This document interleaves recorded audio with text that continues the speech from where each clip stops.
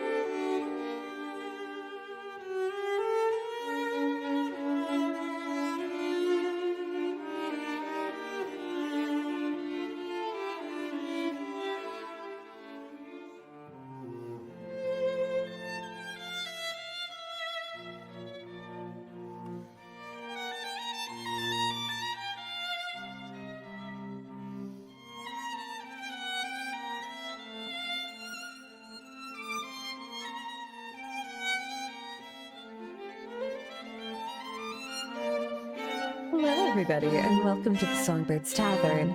My name is Sperry Baxter. I will be your hostess for the evening, for the wonderful time of us being in Cormier. Let's go meet our friends and see how many people that we've got ready for this storytelling this evening. We're gonna go ahead and get started with my friends. Let's go say hello over there to them. Also disgruntled, so I could contact them, but I did quit. Oh, what? Huh? It doesn't matter whether you quit or not. If they still owe you money, they are still responsible to pay you, whether you quit or not. Exactly. Exactly, yeah, you can't be just not paid. That's illegal. I did get my check though for the weeks that I did work. But not all the hours that you worked. Yeah, you have to get all the hours. They so what it was, they weren't paying me the correct amount, and instead of back paying me for what they owed, they just upped my pay and then said you'll get this amount from here on. So they still owe. No. Yes, they still owe you big time. Time to send you the labor laws. I actually think that's what this $130 is for, because that's like bribery. Maybe. I'm just gonna say though, Jen, K-Pot, What? I said Damn. K-pot. Anyways, no, there is your Um, Department of Labor, Lich. Thank you. Yeah, Hi. I've been manager of a lot of places, so I know labor law and stuff, and that's shady as shit. I will Aha. spill everything in the text chat at some point, but right now, this is D&D time. And we're live! Hi, everybody! Hello. As you guys can see, Hello we are there. missing somebody right now. He's stuck in traffic. He'll be here as soon as he can. For those who love Agamir. I know you love Agamir, Kalira. With all my heart. Wow, not the With all organ my I thought other- you were gonna say. With all my other bits too, for sure. Yeah, there it is. And Murdoch loves him with all his fart. Oh, absolutely. I tolerate him. Mm. More than somewhat, I would say. Anyways. Thank you. I'm very tired. So, for those who don't know, this is the Arrival of the Red Comet. This is our D&D game that we play once a week. That we try to... Damn, sorry about your bills, girly.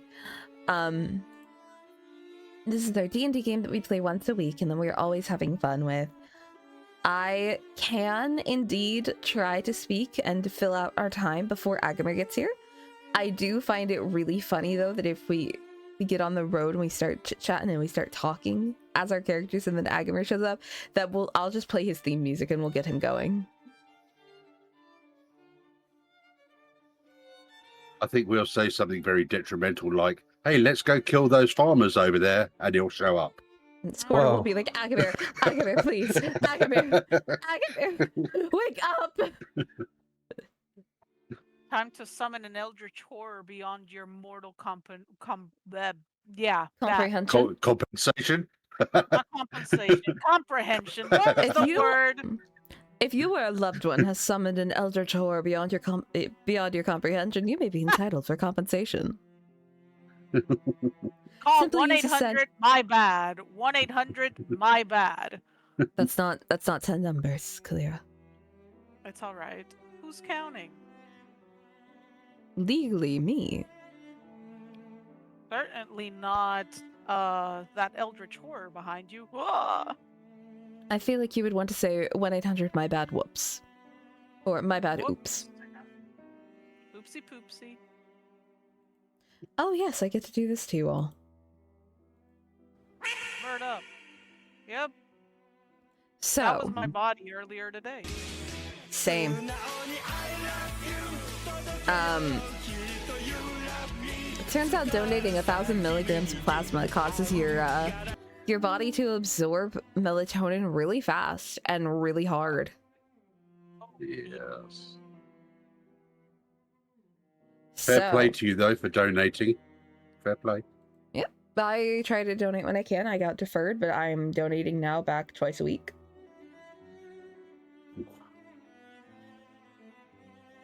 I would, but I can't. So, That's fair. unfortunately, It's due to difficult. medications. They tried to tell me that I couldn't, and I was like, why? And they're like, you have tattoos. I'm like, they are over 4 years old. Yeah. So, Kalira, how is your Yes. totally legit husband? What? He's Oh! not. The he's not leg- conversation. He's not legit. He's paper. Yeah, it's paper, Kalira. Do this. I will assassinate you all. How can you assassinate me when I don't sleep? Let's find out. If you assassinate me, who would you have fun with? I you know what, Paige? I Well- love that you're saying that. That's just his voice. That's just what he sounds like. Who? What? Where? When? Somebody loves your accent. Oh, hello there. Oh no, my secrets. Don't forget to give me inspiration during the game. Wink, wink. Oh shit, that's a thing. Thank you for reminding me to make sure that I have inspiration going. Whoops. Oopsie poopsie. It's been a day. My totally real husband is in the next town over, actually. And I will accost him. That's illegal, Clara. Maybe you shouldn't do that. Oh no. Whatever shall I do? Not do something Whatever illegal, shall please. I do? But that's like half of my fun. Come on. I don't want to come on anything. Appreciate the offer, though. Well, so I'll tell you who I'll come on, though. Let's talk We about gotta- our heroes. Woo! Yes. I will happily check that really fast. Oh my goodness, I'm so excited. So,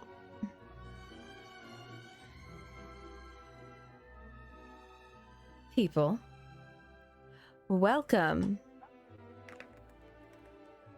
to the arrival of the Red Comet. Let's go ahead and meet our heroes with big air quotes for the evening today. Heroes. Big That's a air very- quotes. Yes. We are actually missing Agamir. So, My not husband. That means Kalira has to go first. Ah. Joy. Kalira. Hello. Hi. Can I help you? Introduce yourself to the class. Hello, everyone. My name is Jen. I will be playing Kalira for the evening. Here's to hoping that nothing goes awry. I will leave that to your interpretation.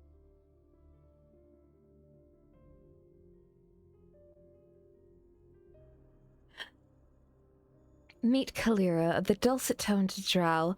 Being a pact of chain warlock, she commands otherworldly familiars, adding an extra layer of mystique to her enigmatic presence. She revels in the eerie and sophisticated aspects of existence, finding joy in the shadows and the macabre. For Kalira, the allure of the unknown is both a source of fascination and a siren's call, beckoning her ever closer to her mysterious master. Anyways, her mysterious master? You mean any hot guy ever? Oh, yes. It's turned into that one Adventure Time song.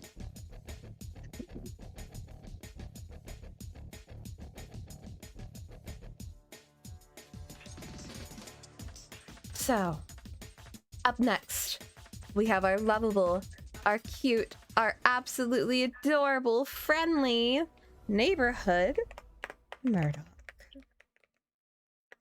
Hi everyone, I'm Ron, and I will be playing Murdoch, the person that's going to make everything go awry this session. I highly doubt that. Are you the one that literally can cause people to explode with magic? No, but I could make them explode in other ways. In a fiery Crazy? ball of death. Not very. Oh, there's a secret third thing. The answer to that joke is as always, come on this channel. Dwarves are known for brash demeanor, hard work ethic, and a love for hearty drinks. At first glance, Murdoch fits this mold perfectly. What sets Murdoch apart from his kin becomes evident upon closer inspection. He lacks the signature beard that is practically a birthright for most dwarves. While he proudly sports a lustrous mustache, the missing beard is a point of insecurity for him. It's an anomaly that he prefers to not discuss, and certainly not have pointed out in casual conversation. He may sound like Sherlock Holmes, but he is not Sherlock Holmes. The only thing he investigates is the bottom of his ale glass. Oh, but for this session, I will be playing Who's your the Watson? Is it Kalira? halfling. Come again? Hash slinging slasher. You're gonna have Not to the try again if you halfling want me to come flag. again. I can't do that on command. I'll be the half-elf investigator. Oh god, the half pretentiousness. elf I feel it. investigator. One must do one's best. What is happening? I feel like I would Seconds of rather fucking cry. What campaign is this? Anyways, moving on to the next and for once not final member of the characters. Wow, I'm not last this time. It's gonna be Agamir who's last. Gordon. Hi everybody, I'm Sribaxi. I'm playing Scorda Mamontes. I'm the Spellscarred Bard, so I have wild magic as a bard, and I'm the other member of the Order domain. We have the Chaotic duo, and we have the Order domain, which is Agamir and I. Kalir and Murdoch are the Chaos Gremlins. I want to You kill can't- Driver. Well, I guess Speak we're, of the you know devil. what? You know, it's fine. Speak of the angel, we're going to Agamir first. Agamir, go ahead, introduce yourself. Hi guys, I'm Ben. Sorry, a lot of traffic in the Berg. I am playing Agamir for the night, the paladin who's trying his best to help people. Trying. In the Berg. In the Berg. No, everyone's The dying. iceberg, that damn Titanic in my way again. Exactly. We need to cross all the icebergs. Meet Agamir, a gentle giant half-orc. Standing at a whopping 6'10", this paladin of redemption has found himself misadventuring with interesting characters as of late. Despite his companions' frequent, morally ambiguous choices, Agamir places honor and duty above all else, choosing to help whomever finds themselves in need, whether they be friend or foe. Though he's vowed not to kill, the time to make that choice looms near. I feel like it's gonna be really fun if I'm never able to not actually go last. I'm Scordum. Zappy is our bot. They are our music bot. They'll play all of our music. That's why they are deafened. She will play our music for us. She will make sure that we have some fun sound effects occasionally. But as I said, I am the Spellscarred Bard with wild magic. With a name so nice, one must simply say it twice. Scorda Mamontes is a woman with a plan and a will unlike any other. A history so black it taints her eyes in tears, none shall even know her deepest of fears. Coming from a brothel with a boss who is cunning and cautious, Scorn was quick to always be alert and observant despite not having either of those feats.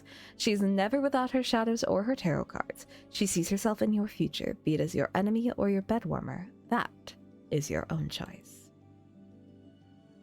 And rounding us off completely, wholly, magically, truly, and madly, the wonderful, the enigmatic, the beautiful Lich.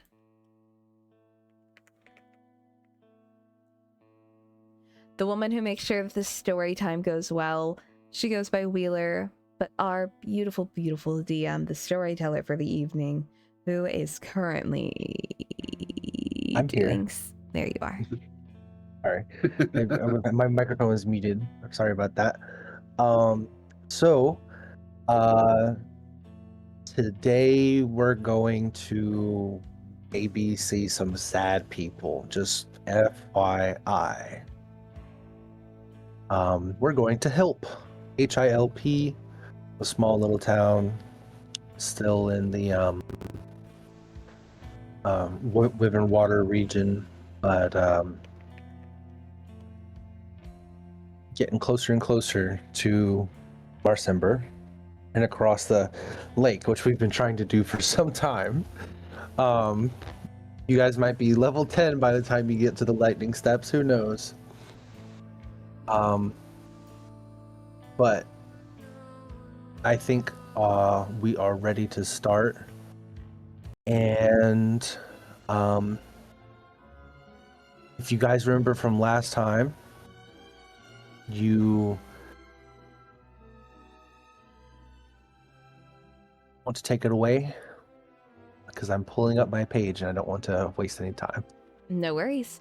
Last time we were able to finish up the last parts and dredges of the ball arc of the masquerade, where we were able to call the feds. We called the feds. Basically. I liked that the music got happy when they're like, feds! Yay! We helped finish up with the Sphinx Lamasu, and we were able to make sure that she was able to get her cub back. She gave us a paw that came with a lot of magic, a wish, and hallucinatory terrain. We decided we were going to get right on the road again and keep moving down. Going down south, we stayed the night, but we're going to keep moving down. We were stopping in Immersea, but as we travel down to Hilp, we're going to have to make the decision about where we go. Are we going to Suzale or to Mars Ember? The reason that we need to travel down to Suzale or Mars Ember, which are port towns on the Dragon Mirror, is because we need to make our way over to Prose, as there is a massive amount of dragon cultists and areas down in the Lightning Steps, for those who cannot see. Oh, thank you for moving us there.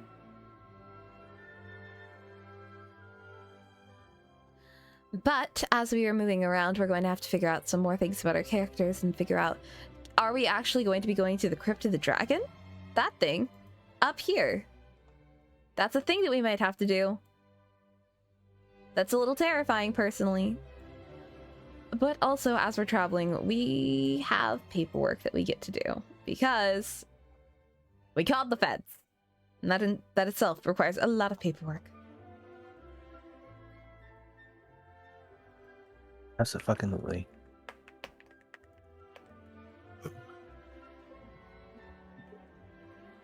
Is that good, No, or it's do you need more?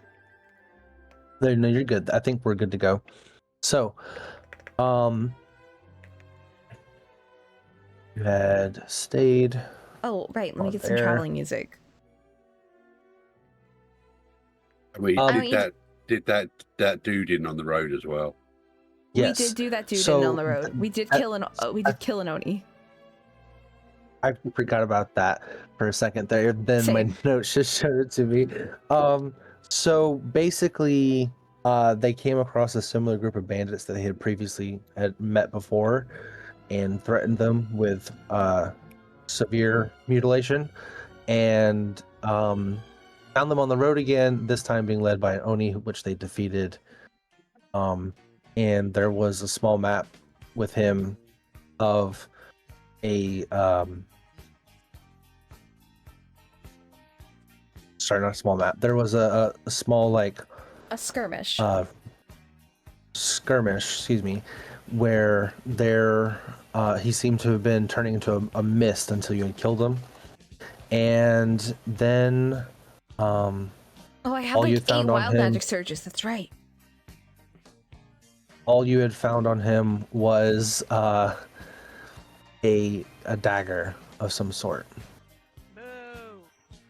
And when you got back in the cart and kept going down south towards Hilp, you identified it as a dagger of denial, which I left in the treasure or information tab, one of those two. Which is now in my inventory. Yes. Courtesy of Um, Kalira. Yes. He thank you, gets Claire. the rogue gets all the daggers. That's just how it works. And now we're actually finally there. Just to triple check with everybody, are we all here? I hadn't heard from Agamir for a bit. He's muted. I just didn't want to interrupt you guys. No, Okay, he's just making mad. sure. He's mad that D&D I has hate been you called all. adult imagination. Oh, damn. It's a collaborative That's- storytelling that's- adventure. Devastating, actually. It's not excuse even me. our imagination because we have maps and shit that we actually spend a lot of time on. We are collectively hallucinating. It's Yes. called There's- improv. We have drawn so much art for this campaign. We I'm looking over at have. Kalira. Listen, we need to draw At more. least, hey, look, I'm trying, okay? I've been starting to do a piece of art for the campaign every time we're about to do a session. I'm posting the Red comics on Blue Sky and X for us. Let me live vicariously through you. Anyways. The Red Comics is a really good name. Thank you. So by the time that you arrive in Hilp, it is getting towards evening. A small town, southeast, in the interior of Cormyr, along the road that you've been traveling, which is called Callanter's Way. Hilp is the place where the Way of the Manticore makes a terminus with Calentar's Way, and continues east through Gladehap, Wayloon, and beyond. So what you see as you're pulling through up to the town and looking for a place to sleep for the night, is surrounded by rich farmland, grazing pastures, very much like what you saw in Evening Star, a very agrarian place, but it's not quite as filled with orchards and as much trees as Evening Star is. What you also see is that there are some market stalls that are beginning to close up. The place, they're selling things from local produce, grain. There's people hawking off their wagoneers, wheelwrights, coopers selling their wagons and barrels. You see that it has a small fortified wall, whose gate is up, and the guards there seem like they are volunteer people who are wielding spears with like just some leather chest plate. Not much in the way of like actual protection, but you do notice very immediately is there are a lot of off-duty, or at least injured, purple dragon soldiers everywhere. They're leaning against buildings, talking with their comrades. They're walking around, some of them on crutches, some of them being pushed in a chair by their battle buddy behind them. They're still making light, but you can see like the results of whatever had happened here in the Crypt of the Dragon. They are still recovering from, even after the 2 or 3 weeks since it had happened.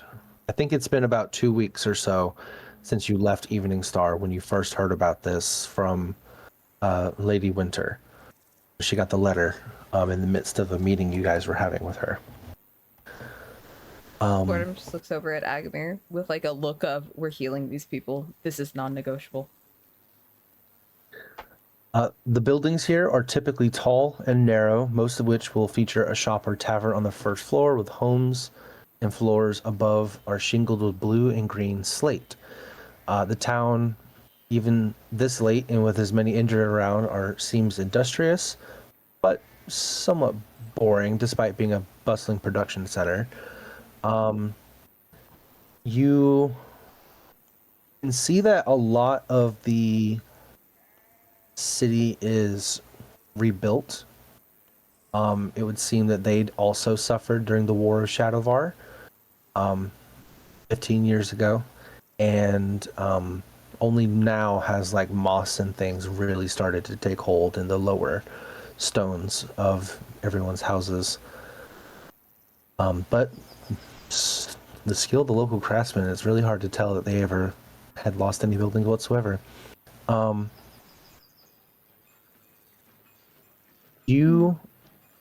me find it again. There we go. You come across one of the few places in town where there's a large collection of inns and taverns nearby. What are you looking for? Something like high, like a lot of customers, or something quiet? Something that has like private rooms? Or are you just trying to like keep on moving south like tomorrow and just look for like a cheap place? Or are you going to just forgo all the money spending in any way and just use your spells to create some place to sleep for the night? We could quite honestly just find a nice comfortable section of grass, allow me to put up a layman's tiny hut. You may all come and go as you please, and I will happily keep us warm and safe in there if thou do not wish to spend any coin.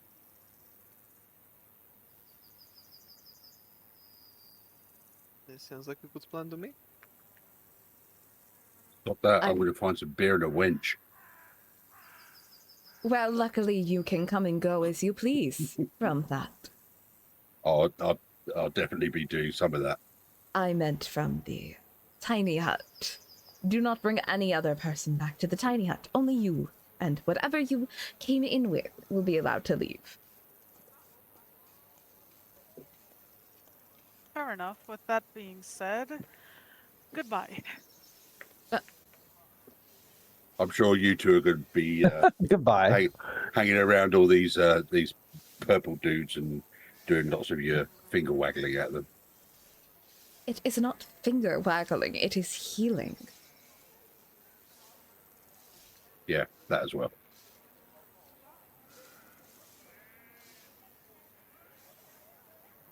So Clear's already Murdoch is looking to get Crunk and drop his rocks. What are the rest of you doing? Clear, I know what you're going off to do. I'm glad you know.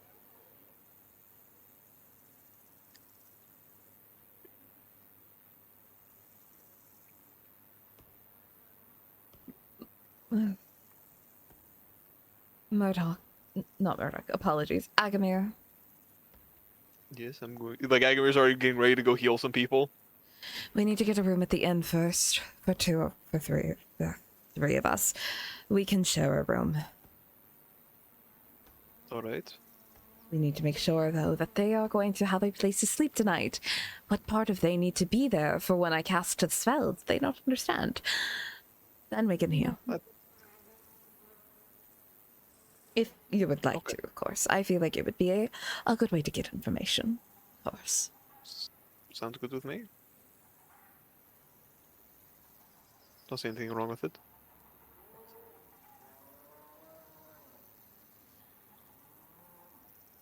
Scortum and Agamir are gonna go. Well, Scortum is gonna look over at a couple of the bars and looks over. Sorry, I got a notification from Blue Sky, and I got somebody sent me Tenna. I got a little distracted. Me. I need you to know that whenever you do decide to download TikTok again, you have a treasure trove waiting for you. I have TikTok on my phone, and I'm planning. I want to go through it, but also I know myself. I shouldn't. I can't get back in there. It's over. It's over like 15 thirst traps and cosplays and art. I've read all of the fan fiction from him. I need people to make me more fan fiction of Tenna. Send me art of Tenna and I. Please, I have money. I have money. It was in May. Oh. Okay, happy belated birthday. Thank you. When's your birthday? At the end of the year. Hey, so's eggs. December. Nice. Scortum is gonna look over at a couple of the purple dragons, see if she can find whoever the leader is, and just goes, "Which inn are you all staying at?" You're looking at a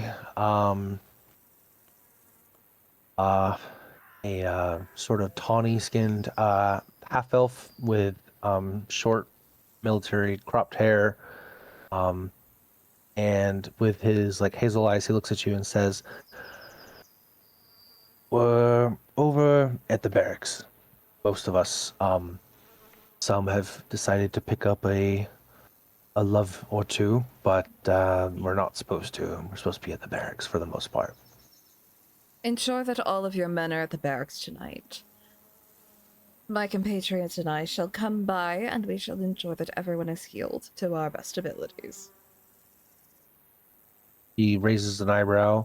A couple other soldiers kind of, their ears perk up when you say that, and says, well, who are you?"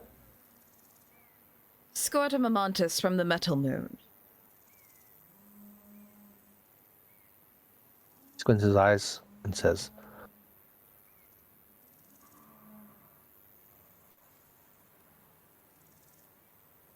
He's like looking at you, and then like at the different details, the like the tears, for example, the Agamir next to him, next to you, who is really Agamir. really fucking tall, who's Agamir also. He also has like the face paint Yeah, and he has all the that giant stuff. skull face And- painted on And himself. Scortum he literally like just poses on Agamir. Does her famous her little pose. he tilts his head and he says, I thought y'all were more of a strike team than healers. Oh, we have healing abilities as well. Quite good ones, actually. The only reason that we are strike teams is because we're efficient.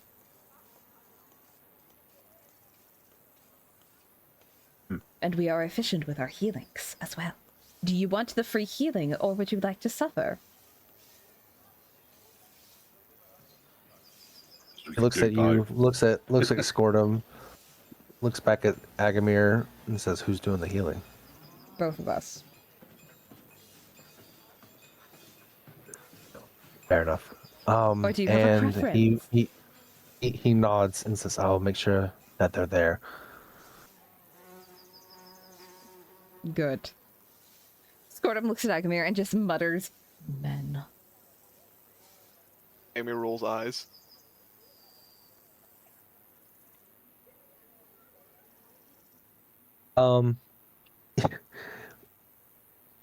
Well, you got them to be there tonight. What do you want to do now? There's several different inns and taverns around. There's the hypnotic coin. There's the sorry. The cool arm. And Cool arm. the cool arm. A cool arm. That sounds pretty cool. And there is also where'd it go? Hold on. It's the not that one. It's I just saw the name of it. The slipper shop and bunkhouse.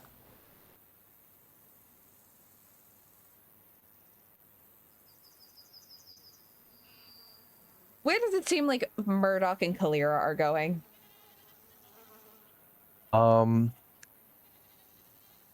Well, what do they have to say about that? Which of those places sounds more interesting? Hypnotic coin. Hypnotic coin. Okay. Deal. Let's go there. I don't care as long as they've got beer and wenches. And winches. Okay. Listen, winches are an incredible source of engineering. I know, right? Dwarves invented them. Hypnotic Oh my coin god, it he's is. gonna go look at he's gonna go look at cogs and screws and winches. I hate it. Drunk locksmithing. That's interesting. Yes. Okay, so you guys are headed towards the hypnotic coin. You can see them like obviously kind of veering in that direction after having seemingly discussed it amongst themselves in the distance. I'll I look wanna back hear at the them other two and talking. go, "We're going there!" We have eyes. Like some child at a fairground that's pointing at some fairground ride. I'm going there. Runs over. I want to A go there, little Mom. kid with I like a want to go on that propeller hat. ride. Like A a little giant kid with a lollipop in one hand, giant roll. And like behind him is like Ultra Death Mountain or something. Ultra Death Mountain. Jesus Ultra Death Christ. Mountain, Doom and Despair. Oh no, that's just It's like it's one of those single track rides that literally just is a single hill. Mhm. Are we So, going to sneak in and pay for their in rooms or are we going to make them suffer? I do have all this money I need to use still. Don't Yeah, say that out loud. everyone does have a shit ton of money. Yeah. How much? There's a board. How much money does Agamir truly have? Let us figure this out. Oh yes. I don't think Agamir has ever gone to the counting house. No, Agamir's like he has 500 gold just in the bag of holding. Jesus fucking Christ. You're gonna get robbed. No, You have he to rob won't. the That's bag why of he has holding. me. Yeah. We have to rob the bag of holding. Those fools.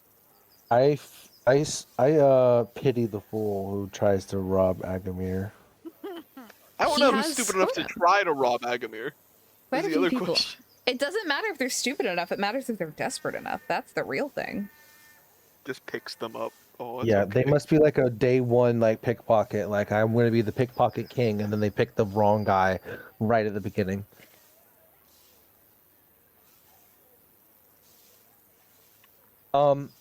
So the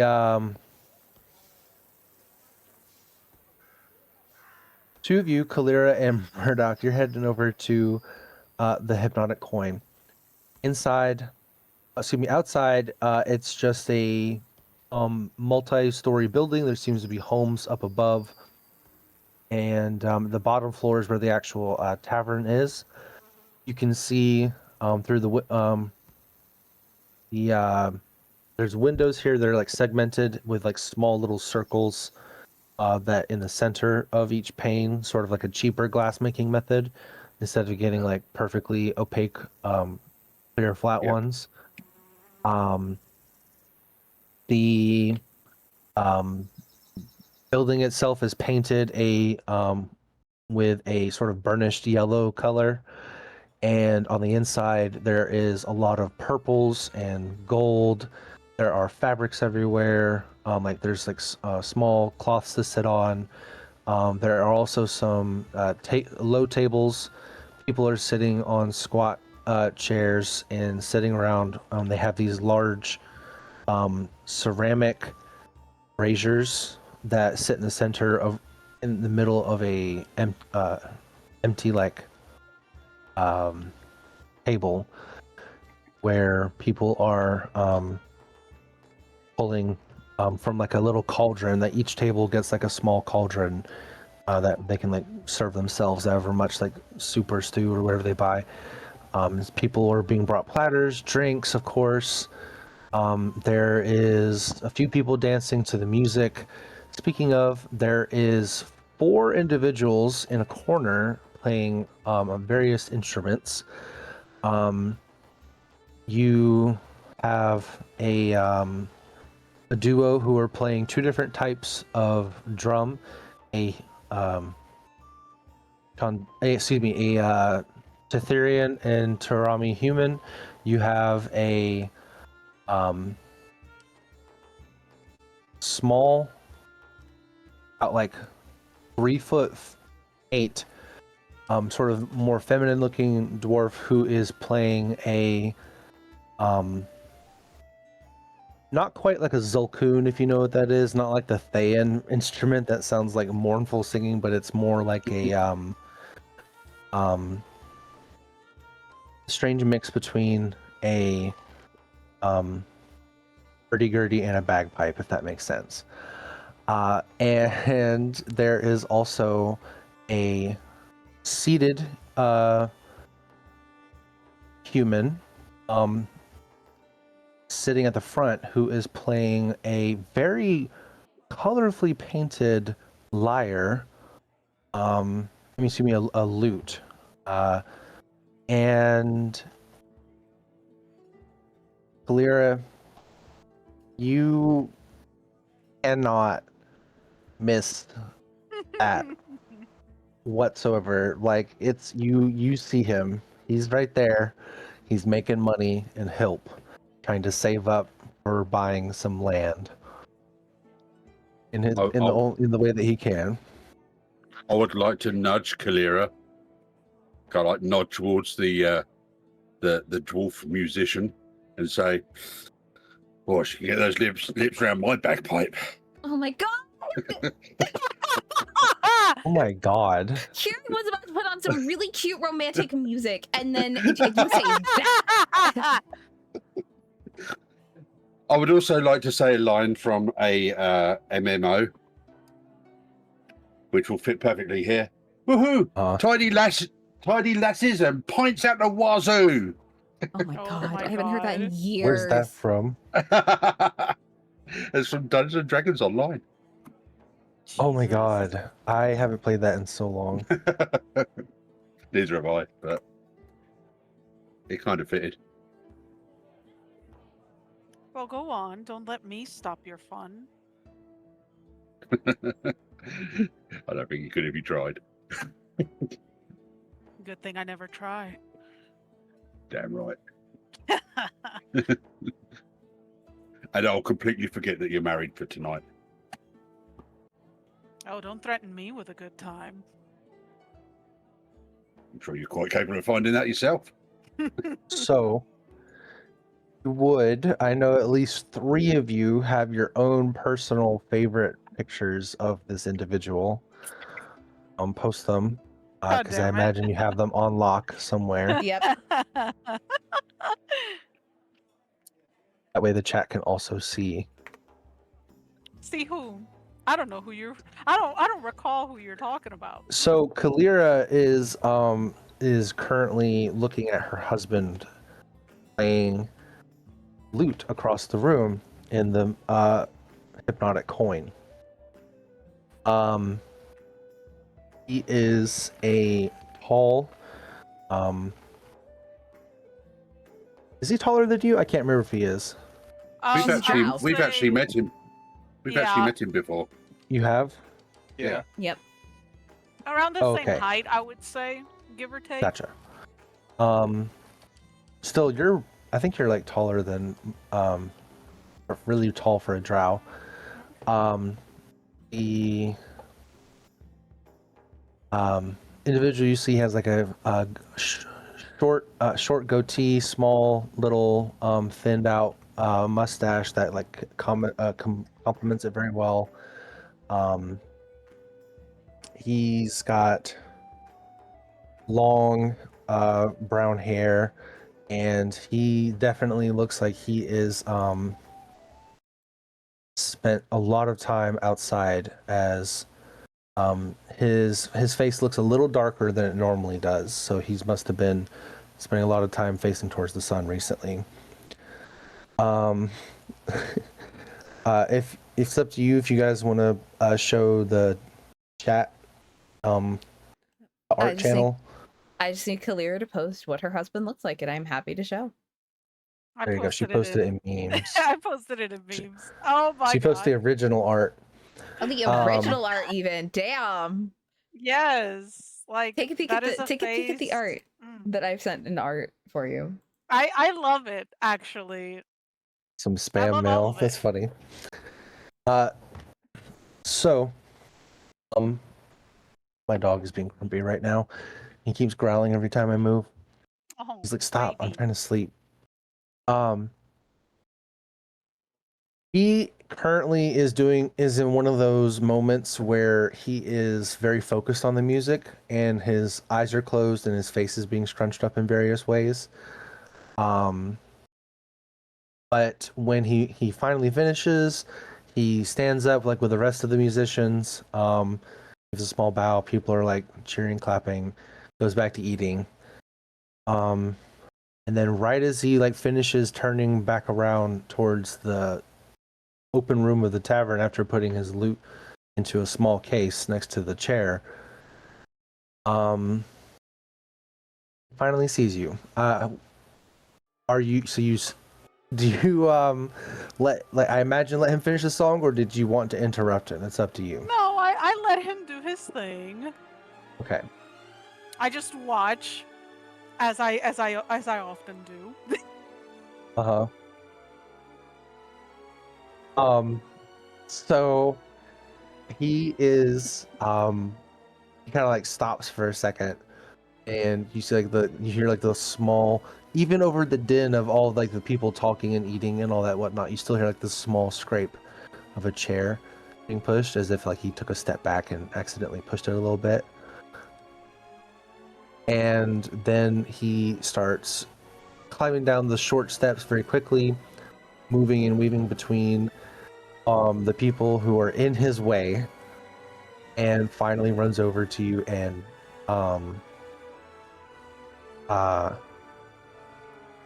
picks you up and swings you around. He's like he got his like face in your like stomach as he's like holding you up, and very elatedly, like just no language just yet. He's just very happy to see you. And picks you up. Did you want to say anything to start, or did you? I could never get Well- tired of this. But I will say, it has been quite a while since I've heard you play.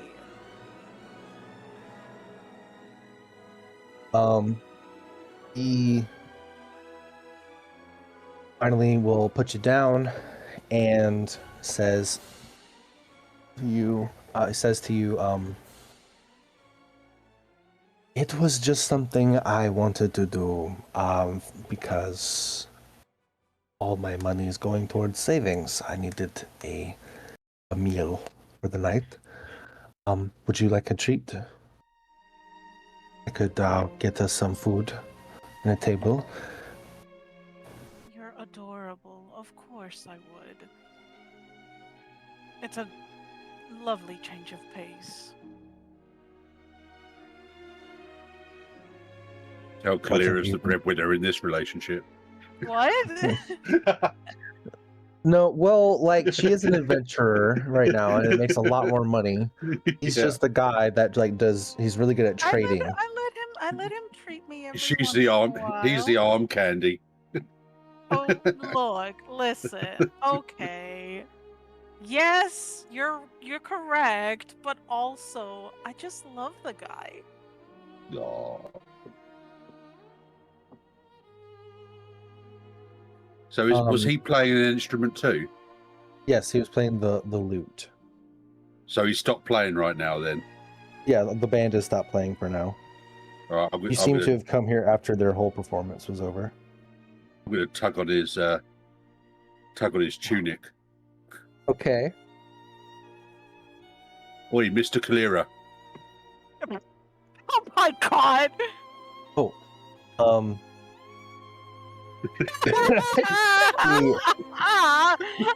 We know her last name. We know her last name is Valerian Despelter. Oh, I wasn't listening to Mr. that. Kalira. Jesus So- fucking Christ. So anyway, he looks down at you and will give a short little like head nod and kind of like take a step back and greet you with a little sort of like bow to you. Say, hello. I'm assuming you're Eames? There's a short one amongst you, she described. I think we met when I was someone else. I thought you were gonna throw me under the bus because I'm shorter than you, and I was about to say shut the fuck up. I used to be Scortum Amantis. Look at me now. Oh my god. No, I'm You joking. don't. One of my tits is bigger than your entire head. Damn. He'll say, your bandmate over there. Kind of like nodding his head in that direction, kind of. Is she taken? He like Quickly, man, answer me. he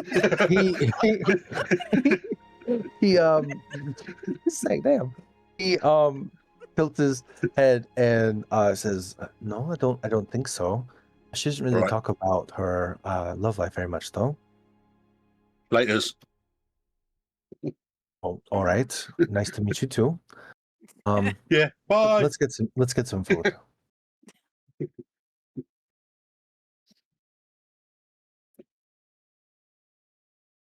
She goes with him. So you guys will get like a little table, and they have a there's special tonight. It's sort of like this goat stew, with a lot of fennel in it, and a good like hunk of bread with some like Arabella and cheddar melted on top. And you guys are able to get your food, and I want to know really quick before I continue. Scortum and Agamir, are you also finally walking in to the hypnotic coin to go pay for the rooms like you mentioned or were joking around about? I kind of just want to watch the chaos unfold for a few more seconds and then we walk in, if that's perfectly fine. Yeah, Oh, like totally from fine the with that. window, or Yeah, from us Ben POV. Gotcha. Okay, I didn't know. Scortum and Agamir are like, he's helping her pull her heel out, and she's just like, this is embarrassing. I didn't know if you guys were doing like a Disney Channel moment where you're watching from the window. You know what? Fuck it, Like yeah, as, we are. as your friend goes on a date. Scortum pulls him down to watch from the window and like covers his mouth and goes, "We are watching true love in action, and this is a rare occurrence for me. Let me have this moment." Okay, Jesus Christ. Who was that? Don't worry about it. You while you two are sort of crouched out there, I need to know 4 numbers. Scortum and Agamir, I need you to roll me a stealth check, and I need Murdoch and Kalira to tell me what their passive perception is. Above board. I just want you to understand that you want Agamir to roll stealth. Yes. I love the idea that we're not even trying to be stealthy about it. We're yeah. My passive perception is 17. 0. Passive perception is 16. 16. Okay. And Agamir, you said what was the result of your roll? 0. So you rolled a natural 1. Yes. Gotcha. And Scortum? 18. Okay. So Scortum, despite, and I do not mean this as an insult, despite Scortum's rather gregarious look, you, even with the headdresses, the bling height with like the heels and whatnot, you managed to like find an angle in a window that doesn't make it look like there's just a gigantic purple scarf turban peeking over a window, whereas in Agamir, right next to you is right up on the glass, standing at full height with his like hands like doing that cupping thing over the window. Oh my god. And is like breathing on the glass, and is like there's like a table right next to you guys inside, but they're too polite to actually do anything about it while he looms over them, looking over their heads at where Kalira is. Do I notice Agamir? Yeah, yes. So I'm facing the window. Aragorn's sitting in front of me with his back to the window. Yeah. Oh no. Hang on. Oh dear, hang on. Yeah.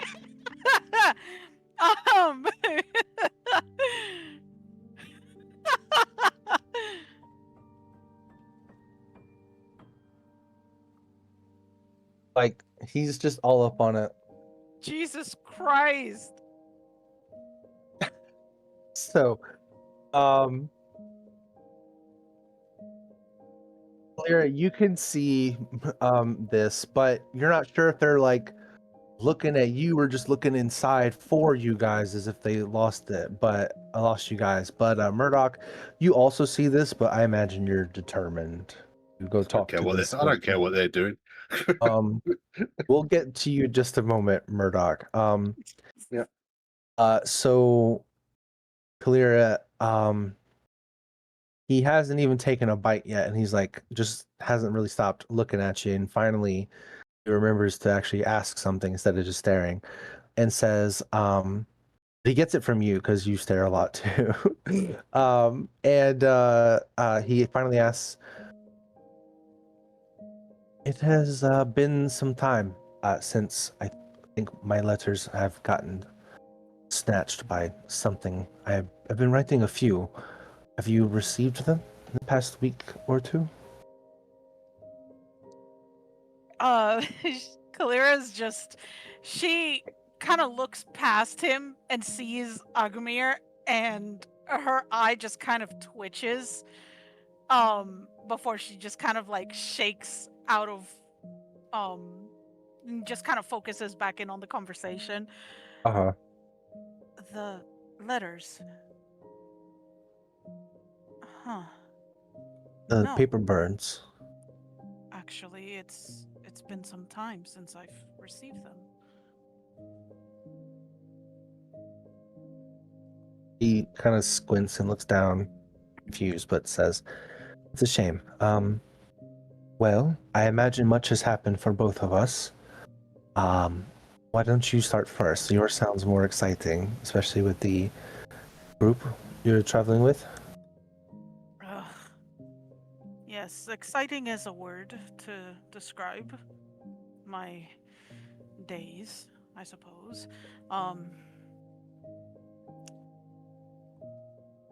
I'm sorry. I'm not used to being someone's errand person. And it feels like it's all we do nowadays. Granted, there's a lot of fun, I suppose. And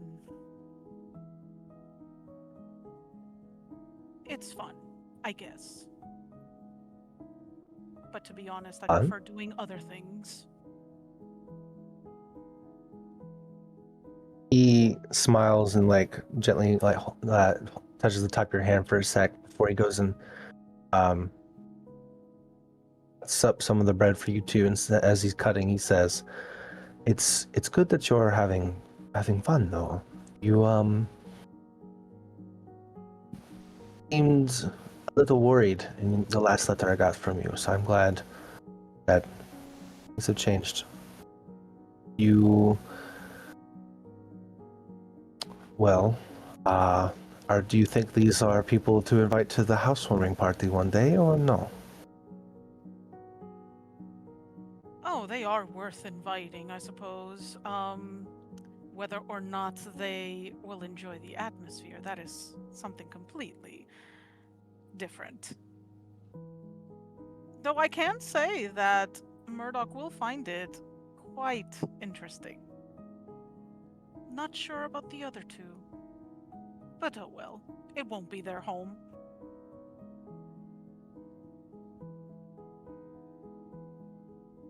I am just glad that I can finally avoid having one of those damned raven crests up all the time, just looming over my shoulder. It's been the best thing since coming here, despite some of the trials and tribulations. Just knowing that we're done at the place. My family can visit anytime, and we don't have to. Just like grimaces and looks back at you. It's like kind of like a looking into your eyes, trying to look for like a aren't you glad we're not in Barovia anymore? Aren't you glad it didn't say orange? Oh my god. Yes, it is certainly a pleasant change of pace, though. It still feels like part of me never left. Part of me stayed there. I try not to think about it often, but well, you know me. Have you been finding yourself taking more risks?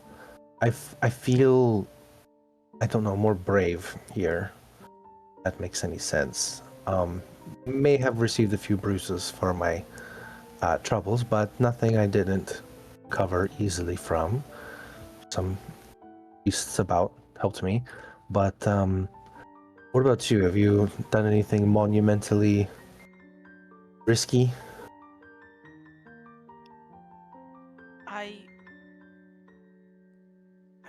I'm sorry. My dear, I prefer not to talk about it.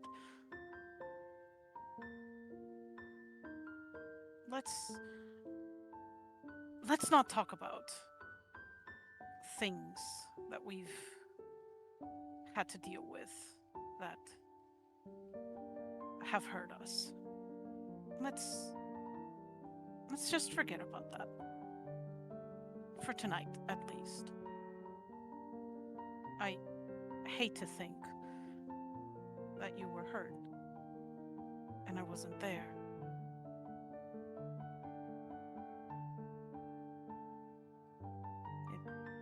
It makes me feel like I can't keep you safe. He pulls his chair almost right next to yours and throws an arm around your midsection and will kind of pull you close. And just, you guys will eat together quietly. Just enjoying like the closeness, the touch, the scent, and once you finish your meals, he will pull from his bag 2 thin crystal glass and one bottle of a wine. Thankfully, it's not Red Dragon Crush. Thank God. But he pours himself some, and says, have you found where you're staying for the night? Normally we have a nifty little spell where we just sort of camp out, but no visitors, and I'm not particularly fond of that rule, so I suppose that this inn would do just fine for tonight.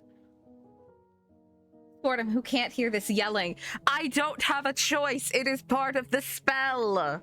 If he stays in there, then he could actually come and go as he pleases for the 8 hours. But if he's not there when I cast it, we can't. Why are you yelling at the wall? You're just yelling at the wall right now. He's oblivious to the things going on behind him as the other two are trying to steal your attention away, Kalira. Don't murder him. He gives like a wry smile and says, I mean, there's always my Vardo. Can you repeat that? There's always my Vardo. His wagon. I'll never say no to that. Though I don't particularly suppose that we would be able to find someone who would fix it as readily as your family. No, I've actually picked up a new trick. He drops the glass, lets it shatter, and then you see a flick of his wrist, and it assembles again. He's learned mending. Look at him go! Oh my god. Okay, sorry, fangirl moment. Over. Interesting. Maybe it would take a little bit longer with some of the destruction you're capable of, but it's a process, and it's not one that I'm going to shirk from. Well, whatever's comfortable for you, my love. Either way, it's fine. He gives you like a joking, like accusatory look and says, comfortable. You and I both know that you do not prefer comfortable when it comes to what goes on in that wagon.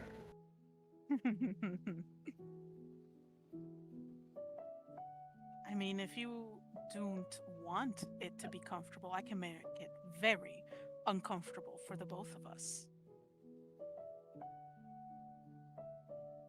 Abhorrent, even? Completely.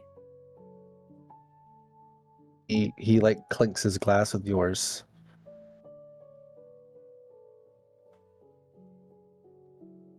Kalira's gonna drink from her wine, and she's gonna sigh, and she'll say, "Oh, Aragol, how much I've missed you."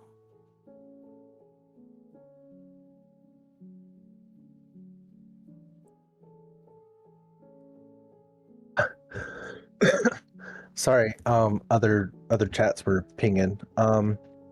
The he just like continues holding me close, and eventually, across the room, Murdoch.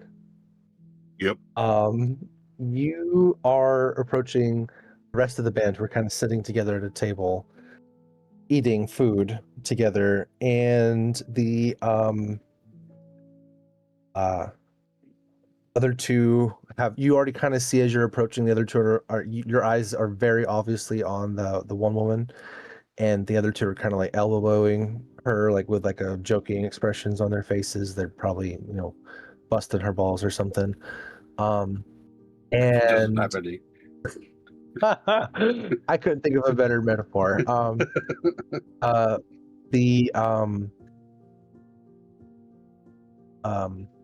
Let's hear it, Murdoch. What's your opening line? Okay, so I've got two different ways of doing this, and I was thinking, because it's like so romantic and so lovey-dovey in the corners, I think I'm going to go for the blunt and brash approach. Okay, hit me with it. Just because it make a nice little counterpoint. He's going to walk right over, and he's going to stand right next to her, and he's going to say, "You want to fuck?"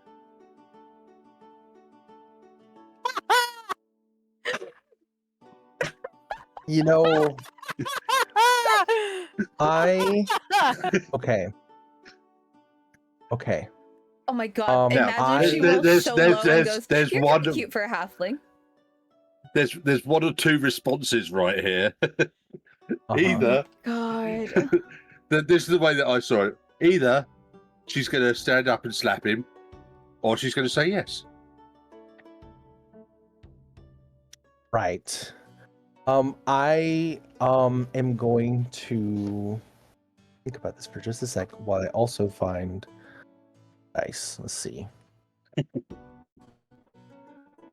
I'm okay with the response, but Well,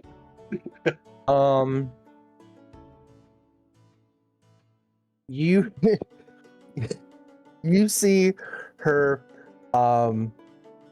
she stands up, the chair clatters behind her, she slams her hands on the table, drink is knocked over, she looks at you with a keen glint in her eye and says, "I thought no one would ever ask." Oh my god, he got it! Fuck! Go! stairs and fade to black. Oh yeah! Murdoch, Congratulations, we will Murdoch. see you guys in a little bit. Till the I room will- sinks! Till the I bed am is in the- put from the forward position to the backward position! I am in the process of finding a pick, so just give me a bit. I have a particular one for this one. It's in my folder somewhere. I saved it. Show us that busty dwarf. So anyway,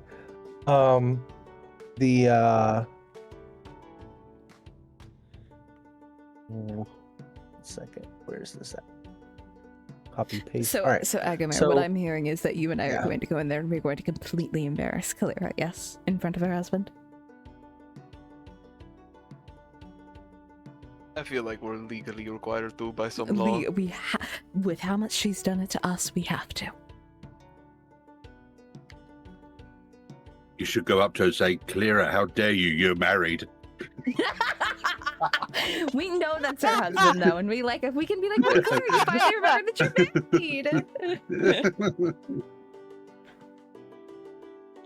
I actually have two for this one. Oh, it's your Give me a sec, I'll choice. post them in. Post them in information. No, they're the same. You mean Visual Blade?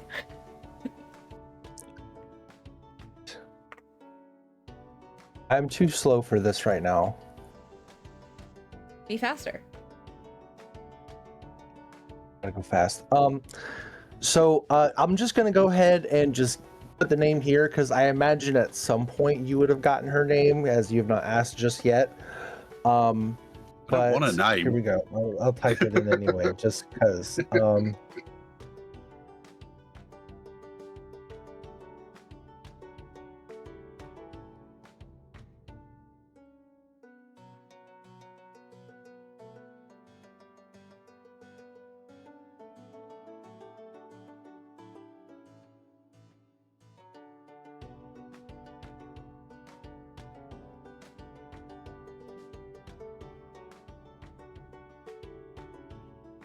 I think that's the last thing of hers that Murdoch wants. There you go. Anyway, so, watching as Kalira is talking to her mans who not really, his head is still like you're still looking at him from behind. When you see Murdoch cross a room arm in arm with another dwarf going up the stairs rather giddily together.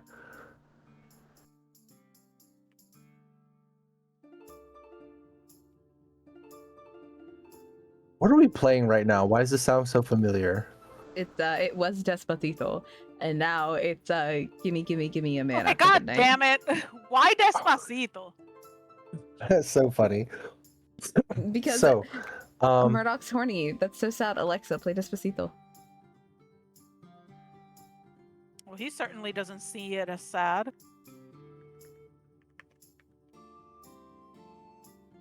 the two of you outside, you just watched all this transpire. One seems to be a slow simmering intimacy. The other one is just immediately to the point. Neither of them seem like they're going to be anywhere anytime soon close to where you were going to be casting that spell to allow them to stay in it for the night. I suppose we shall be staying here then for the eve. Best to not let them be away for too long. Guess not.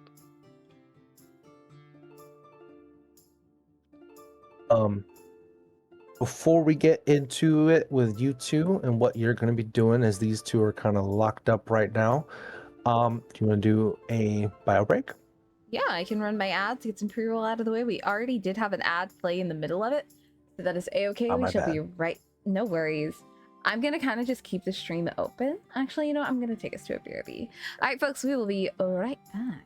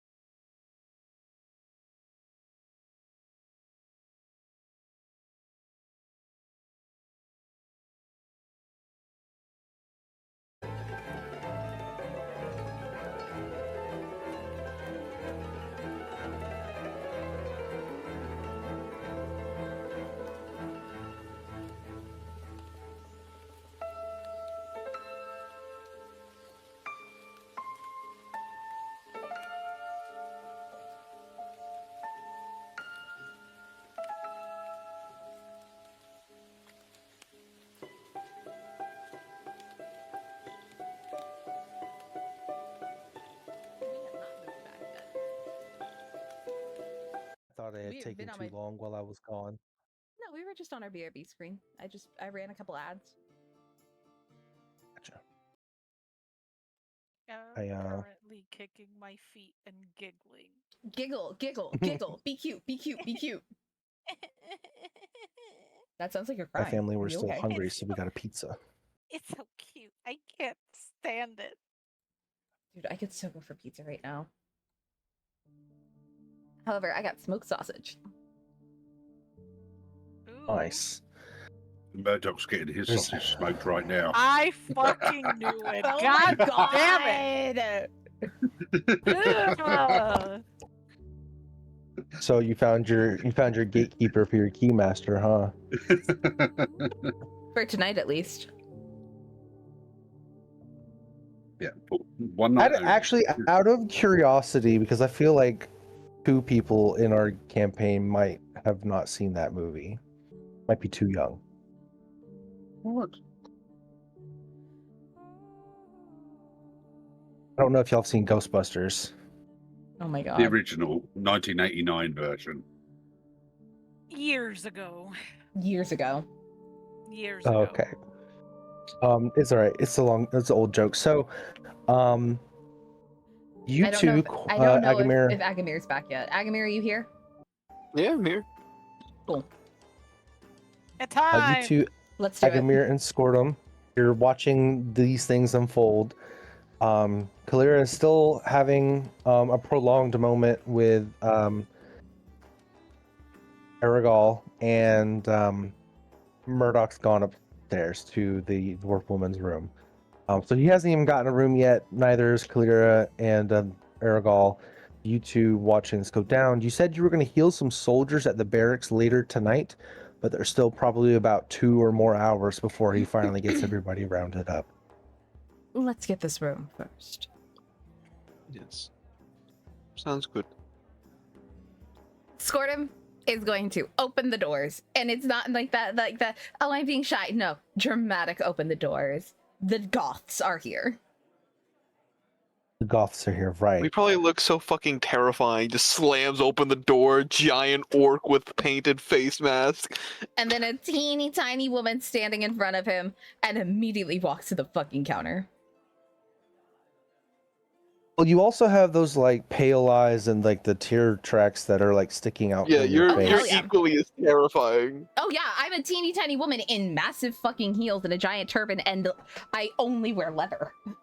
You're even smaller. You also look like you look like a scandal in purple because you have so many goddamn I scarves have making so up many your fucking turban. scarves. I am going to get so many propositions.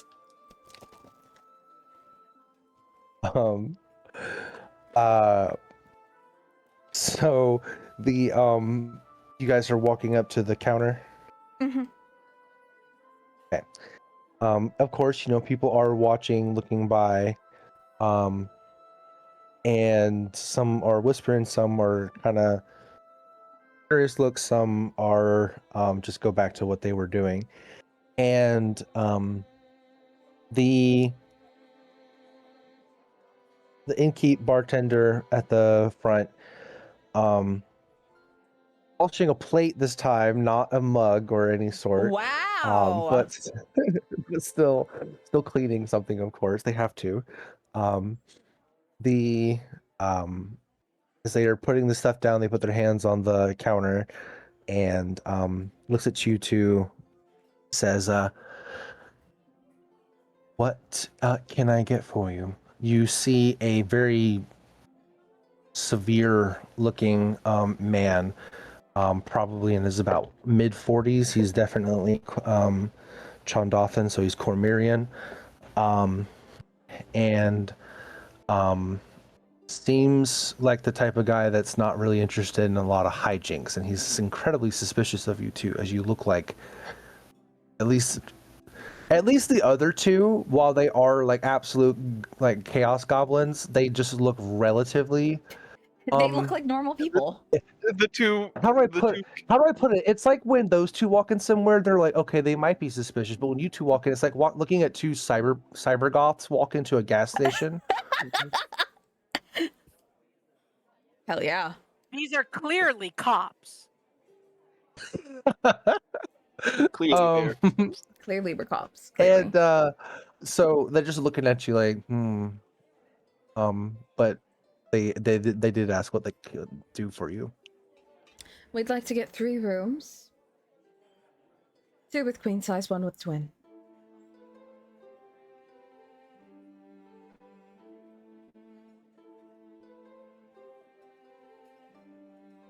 He looks at you and says, now, I don't know when is the last time you have been to Cormier, but these days, what was formerly known as king size is now known as queen size. I said And queen size. is now king size. I said queen size. Oh, okay. Understood. I appreciate will you be- clarifying, though. That's a very good way to run a business. That will be 3 gold per night for 3 rooms. She looks at Agamir. Agamir pulls out the money.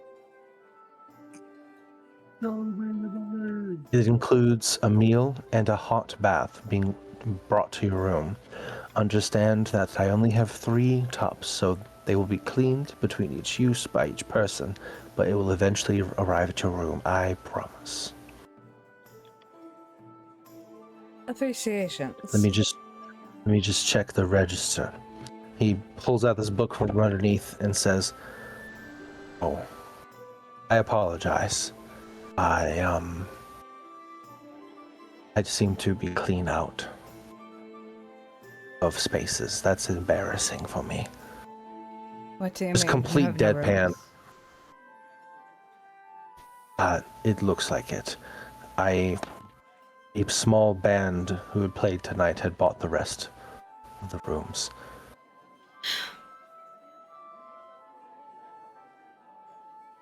What it is. For us, at the Well, very rough. least. We can at You could least go find across another the space street in to it. the slipper shop and bunkhouse. That is something that we can do. Yes, I was more buying 2 rooms for our compatriots, but it seems that they have found members of the band to sleep with for the evening. He So. just smiles and says, "Business is business." And I'm happy that yours is booming. Please tell when you go next door, please let the old woman know that I sent you over. She'll treat you good. Appreciate it, darling. We are going to go at least let one of our friends know where we will be. Squirtum starts to walk over, and in the Mind Palace, she just goes, "This is bullshit. We are being discriminated against because of how we look." No, I think that guy was being honest. I do not believe so. Could we have rolled an insight check? Sure. Or you can just choose to make your judgments as you will. I'm judging. Sounds good. Agamir gives I'm this man the judging. benefit of the doubt. He's like, yeah, no, that makes sense. I'm judging. As somebody who runs a successful business, you always have room.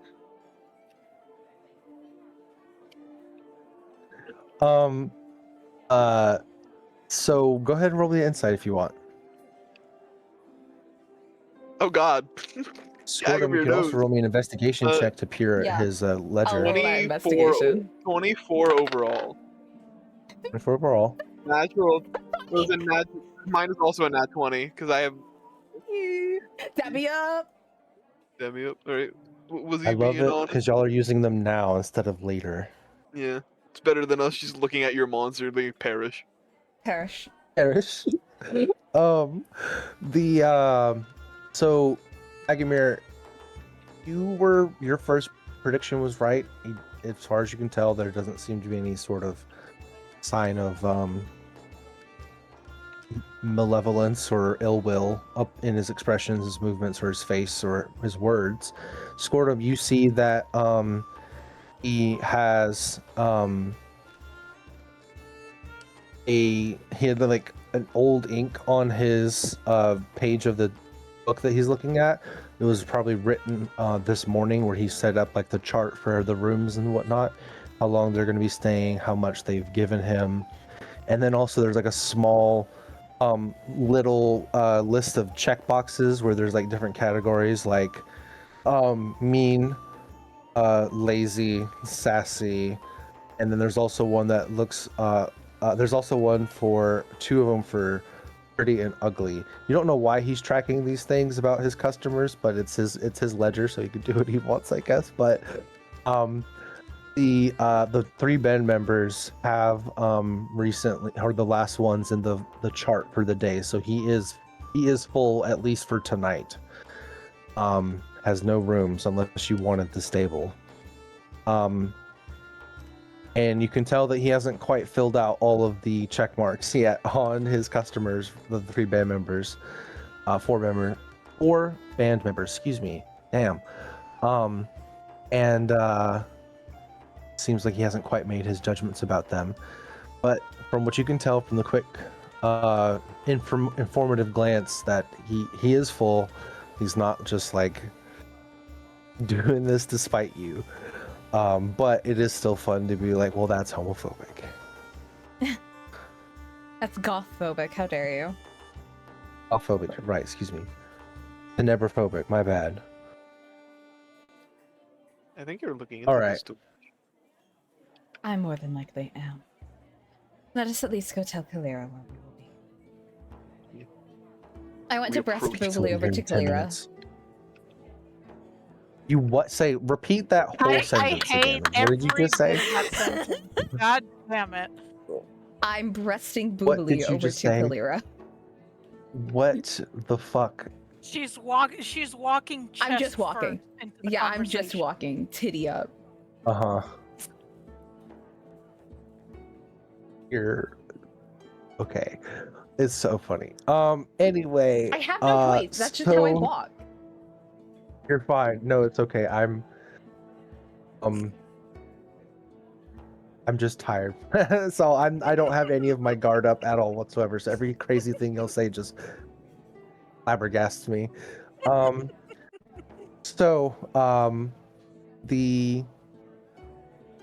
You walk over to the table, Agamir.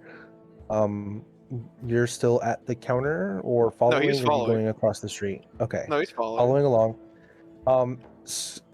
Kalira, you hear the telltale footsteps of Akamir's armored self and Skordom's high-heeled steps coming towards you. She what you call it? Unpeels yourself from your husband. Absolutely not.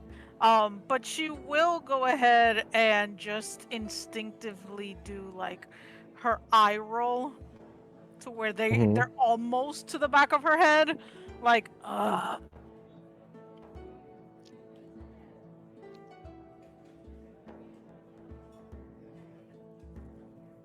I'm pretty sure he'll notice too.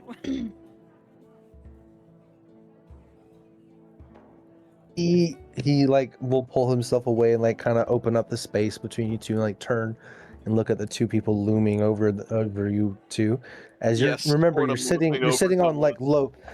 Well, they're sitting on low chairs around a small squat table, so their legs are sort of crossed comfortably instead of like sitting in like a tall table and chair. So they're eye level. That way like you're so Agamir, basically Erigol's looking at your knees right now, and Kalira is not much taller than that, and Skordom, they're probably like what, hip height with you right now where they're sitting, so it might be an overestimation about how short you are compared to Agamir. It's so crazy because when you showed that chart, Yeah. it was insane how tall he was compared to everyone else. So, you see this. You see Erigol. We've shown the picture. We've described him already. He looks at you two and gives a charming smile and says, "Welcome. Would you like to eat with us? We have plenty of food left." Erigol, was it? Yes, ma'am. Pleasure to see you again. I merely came over to let Kalira know that we are going to be going across the street to the other inn. There is no space for us here. how unfortunate. Oh, You could at That- least sound yes, a little my, more solemn. No, I think she was. My- for her. My Those are best. bandmates probably bought those, didn't they? Yeah, well, nothing against them, but yes, they did. We were going to pay for rooms for you and Kalira to sleep in, as well as Murdoch and whomsoever he decided to take, but they've already gone and you already have rooms. So congratulations, Kalira. We do not have to pay for you for the evening. Well, thank you for the generous thought, I suppose. We are extraordinarily generous for you. Anyways, Oh, we will be of going and course. healing the unwashed masses whilst you all canoodle and finagle each other. Here, she's just gonna pour out a vial of oil from her filter, and put it on the table and goes, for later. Kalira's just gonna look at it for a moment. And her eyes gonna travel ever so slowly up to you, Scordum, and then the Mind Palace. And she's gonna say, "Oh, you'll pay for that one." More like you will pay. It is 5 gold. An exquisite quality of lube.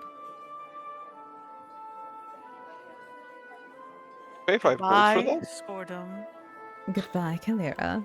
She does give us a... I'm gonna roll. She grimaces at Aragal and then goes, by the way, are you able to... I heard that you had a set of cards.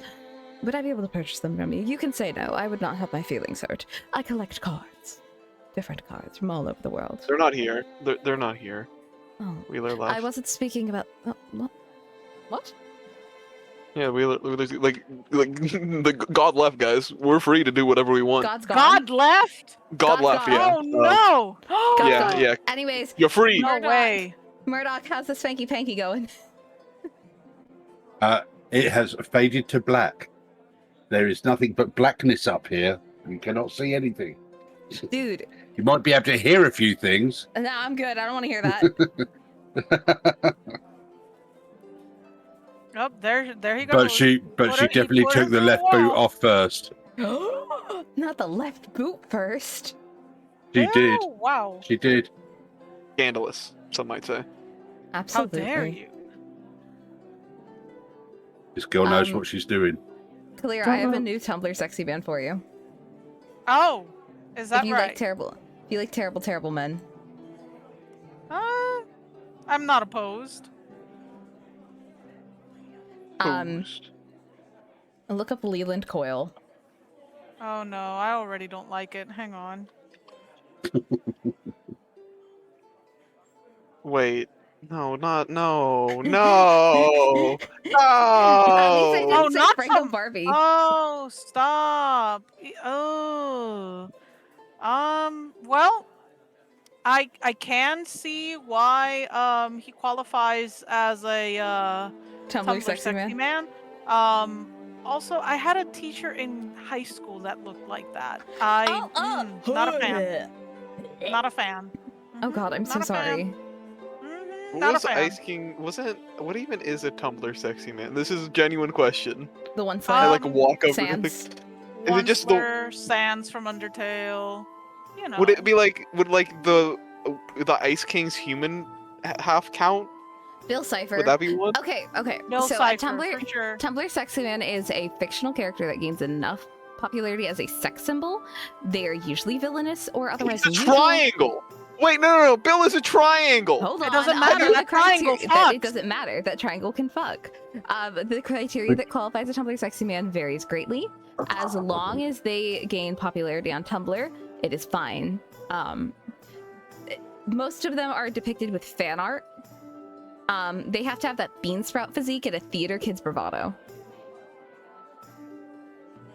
There is the Onceler. They started with the Onceler. That was the first one. Mhm. Oh my god. There was And then it went to Sans. Sans, and then it went to Vegan or Cecil It went to- Gershwin. I forgot Super Hulock. That's not a Tumblr Sexy Man though. Oh We're all my just one god, entity Cecil wrapped up together. Palmer, for real? Yep, Cecil Palmer. Cecil And Palmer. welcome to Night Vale? Yep, he is considered Oh! a Tumblr sexy man. My fucking god. Okay, yes, I stand that one. I don't get it. I don't know who these people are. It's okay. You don't need to know. So, let's get back to our own sexy men. Had to grab the pizza from the door. Sorry about that. Pizza's You here. guys, Pizza time. were saying what to Clear and Aragol? We will be going in fixing up the unwashed masses, so enjoy your night. Try not to have too much fun. We won't. Why would we consider that fun? It is a duty. To the betterment of society, of course. Yeah, you get it. Night of Yes. charity instead of debauchery.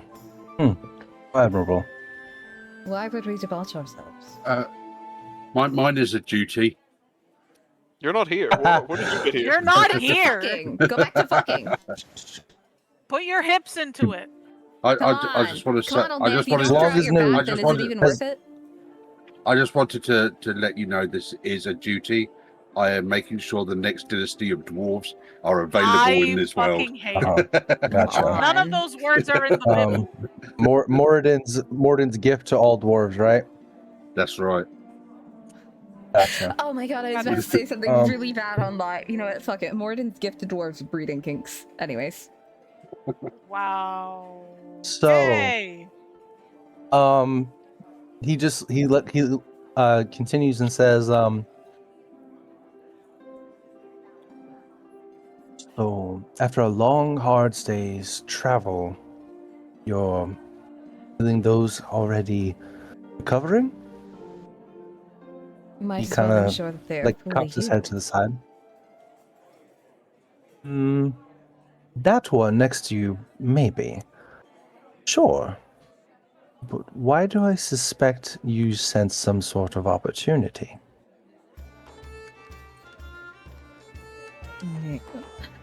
She puts a hand to her chest and goes, "What? Opportunity? If they wish to divulge information know. for us about what we need to know and about how we can help them and help the betterment of Cormyr, then so be it." He looks at you, Kalira, and says, is she your group's promoter? The one who talks good about you all? In a sense. As if. Well, Algamir's Well, certainly not You're doing free it. to have some, let's say, homegrown wine if you ever decide to come back and say hello. We will be leaving you both alone for the evening, as well as Murdoch. Kalira, I imagine knowing what you've been saying this whole time throughout the whole campaign, and how you've been saying how you two like act towards other people but still like love one another. I like to think that Aragol and you kind of share a look, and especially both of you looking at Agamir like, "Oh, really? Do you have to go?" Yeah. Sure. Anyways, Agamir, you the are being married couple thirsted is upon looking at you lookingly. lookingly. She's they're Um, looking at you from across the bar. Yeah, that's right. Agamir, you don't want to be part of the wrestling contest. There's tentacles involved. So It sounds like a good idea. anyway, you guys are going to go head across the street, Yeah. and after like saying goodbye, you excuse me. You see that the place across the street, it just has a simple slipper-shaped sign that kind of glitters in the torchlight. No words or anything on it. It also looks extremely old, this building.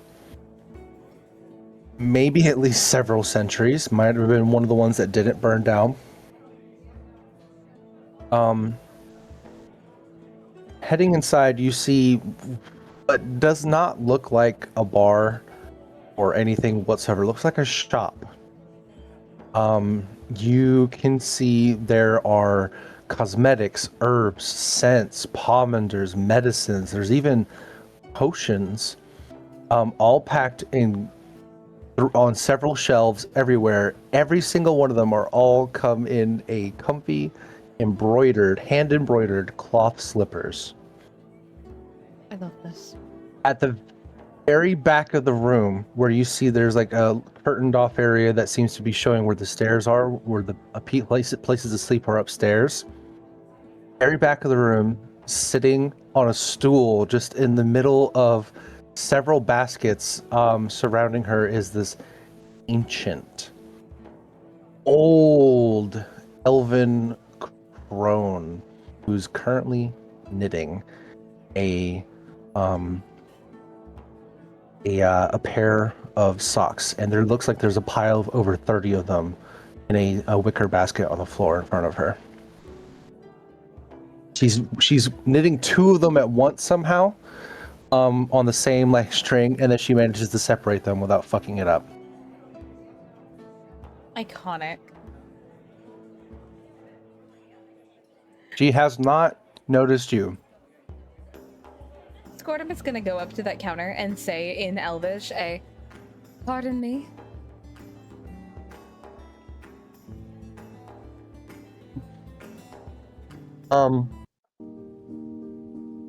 She looks up, stops her knitting, and you see her flip up these little levered lenses. They help her, like, bottom of her glasses. This is before bifocals were invented, so she has to have like a separate layer that allows her to look even closer. She flips them up. Her circular lens is making her eyes look huge, as she has this sort of beehive-shaped braided hair. It's like she's never cut her hair for centuries and has decided to braid it and then wrap it up in like a big hive on her head, very grandma style. That's cool. Yeah. And it's just pure white at this point. It's just from age.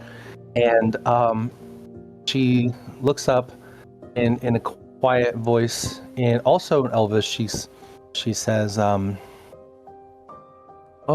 hello.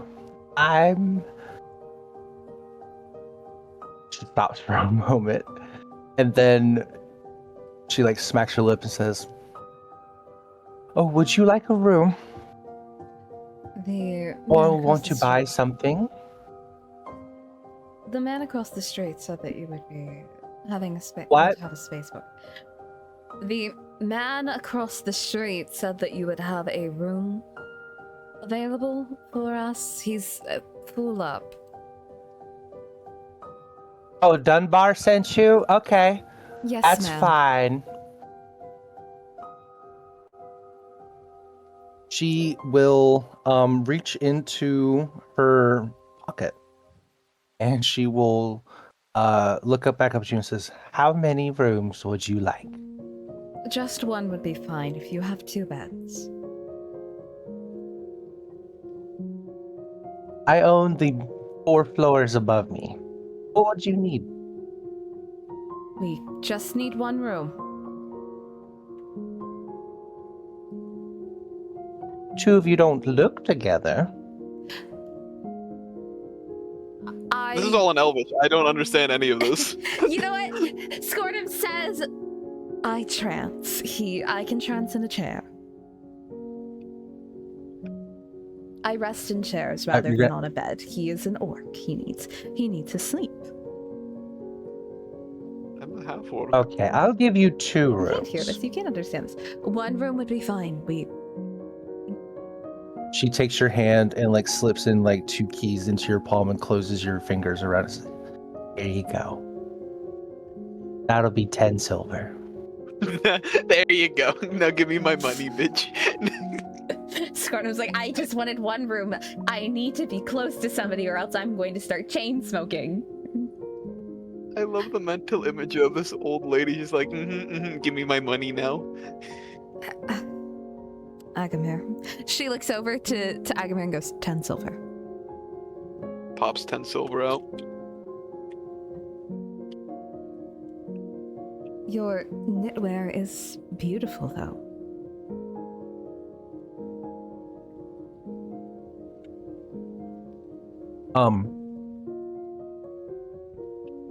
Still holding your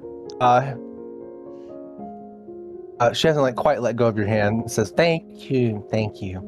And she looks over at Agamir and says, oh, you look like a friend I used to know a long time ago. No, yesterday? You know, I had seen your face before. Maybe she's still in Elvish. She's still like talking at Agamir in Elvish. And she looks back at you, Scortum, and says, feel free to use whichever of those rooms you want. But just know that I think you should have a place to yourself. You look a little on edge, dear. That is my normal look, ma'am. I will not, though, go against the wisdom of the elders.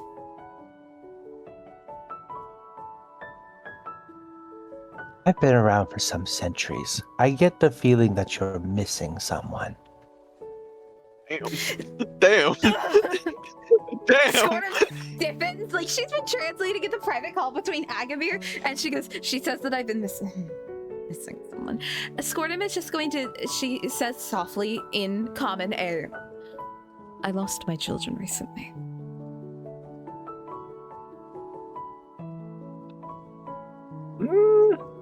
I can sense the grief, but there's a longing too. wow, I'm being Who is clocked this by old an old woman? woman. This old woman is clocking you. Your shit's being clocked. Well, the longing will have no use as there is nobody here. That interests me. I appreciate the insight. That's what the second room's for, dear. What? She says that's what the second room is for, dear. Ah! Yeah, Scornum goes, what? Did you just give us a random person's room key? Whose room is this? No. It's not someone's random room. It's your own room, and she's just saying if you happen to find a fancy, then you have a place to go that isn't with someone that you're not in the same room as someone you're not with. She's making assumptions because she's looking at how many purple scarves you have. Oh my god, that's right. I do look like a fucking whore. Scornum does just look at But Agamir also and says in common. she also knows like No, go for it.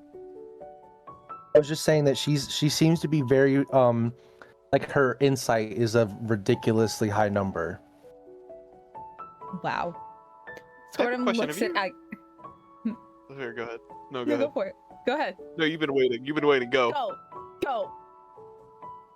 Did you mention you look familiar to him yet? Yes, she did.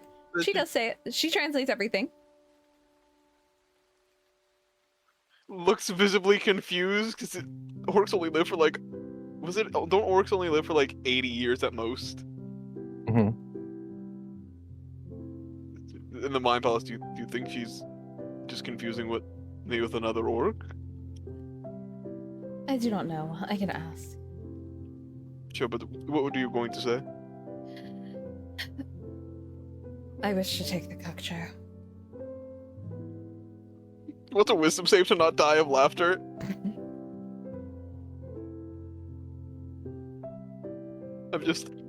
You would take the Roll cut. it. Alright. Wisdom. It's a 9, but it's a natural 1.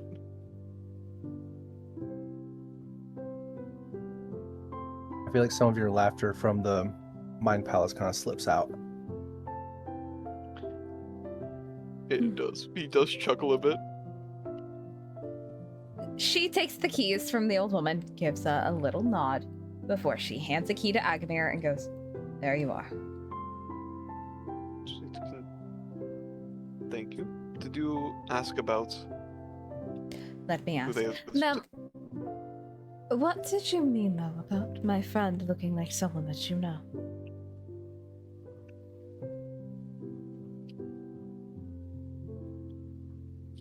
He looks like some young'un, I bet, over in the Cormentha forest I don't know, some centuries ago. She It's translates to Agamir. translated. Yes. You see. Let me double check my notes, but if I'm remembering, that is the correct forest, right, DM? Corbenthor Forest? Yeah. That's the one to the northeast of Cormyr You know who lived? where who lived. You know? Huh? Am I wrong? There's a lot of secret NPCs, okay? You're gonna have to got give me a one. name in the I got DMs. one. Old man. I got one. That's not the country where you lived for a while, no. Yeah, okay. I just wanted to make sure. Oh, I got happy. I was like, oh, I don't think I've ever been That's there. to the southwest of Cormyr.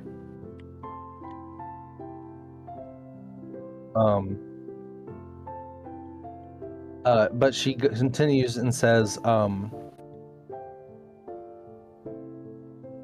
there was a city. It was just starting, little village, something. A couple of merchants and some new temples starting to be built. It got pretty popular. It was rebuilt like 3 times, I think. The city fell on it or something. I don't know. But it looks like one of the founders. That's just what he looks like to me. So that face paint reminds me of that whippersnapper. Face paint does? like a Ga moment? There was another Ga? She seems like she's talking about Mithranor, with the whole city falling on Yeah. it and being rebuilt 3 times. But she's remembering it as like a small village. Gordon pauses and goes, "Are you speaking about the town of Mithranor, ma'am?"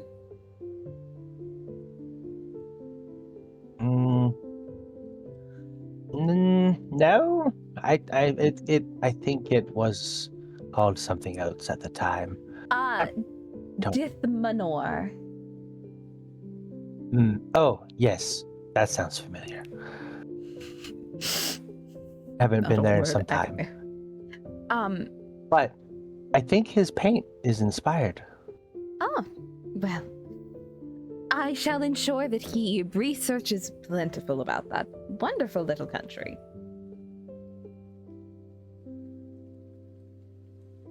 Appreciations for the room. Let us go, Agamir. Okay. As Agamir leads the way, escorting me going up the stairs, when you just hear the woman, you hear the clicking of the sticks go back together. But you also hear her kind of chuckle to herself, like a heh heh, just a simple two laugh chuckle. And then she locks back in on the knitting. She's so a hag. This woman is such a hag. No, this woman is a fae. This is the greatest, this is pure Faye. This is This is Faye. Faye. I'm so glad I haven't said thank you. I think Agamir gets a pass from the fae because of the situation, because of It's the what's lolly. happened. But it's yeah. So going upstairs, you see that your rooms are right across from each other. The one that has the 2 beds on the left, there's one that's a single full bed on the right. The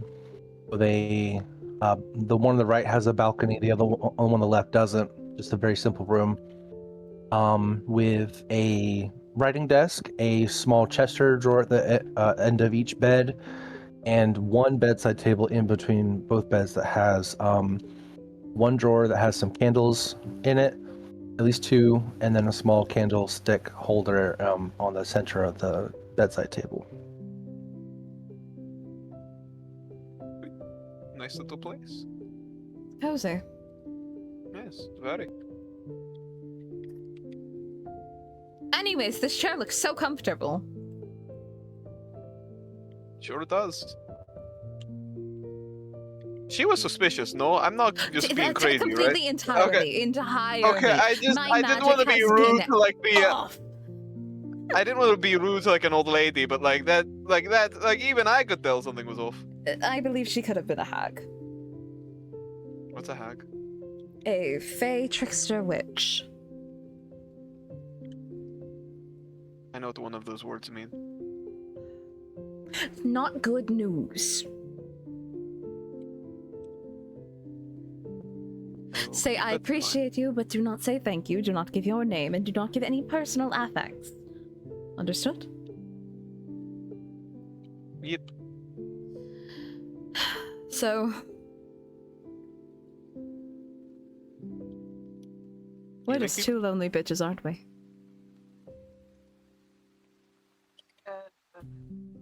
Agri kind of like looks out the window if there was a window. There is, we got a balcony. Agri looks out the balcony. Well, the one on the right has a balcony, but you do have a window in the left room. He looks out the window.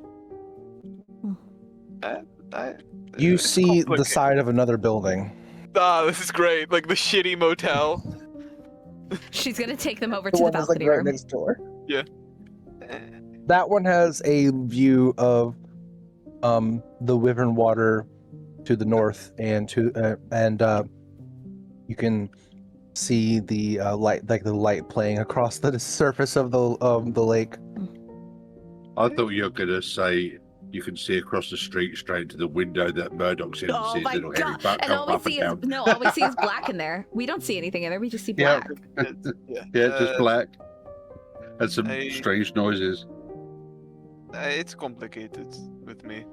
I know it is complicated with you. I'm happy though that you have found someone that you like. Yeah. I just worry. About her? Yeah, of course. You need not worry about them. It is cute that you worry for them, but you need not worry for them. No, they seemed stressed when they left. Probably due to the comet. No, something else. I don't think I Do can you- say though. do Me, you- Ben, checking my old notes. Do you want to go to the forest and ask for them? I can go to No, the it's barracks fine. myself No. and heal. It is all No. I wouldn't be able to get into contact with them. And besides, Why he pulls not? out a sending stone he has. I have this. Okay, I did check. I'm allowed to say this. I just never said this before.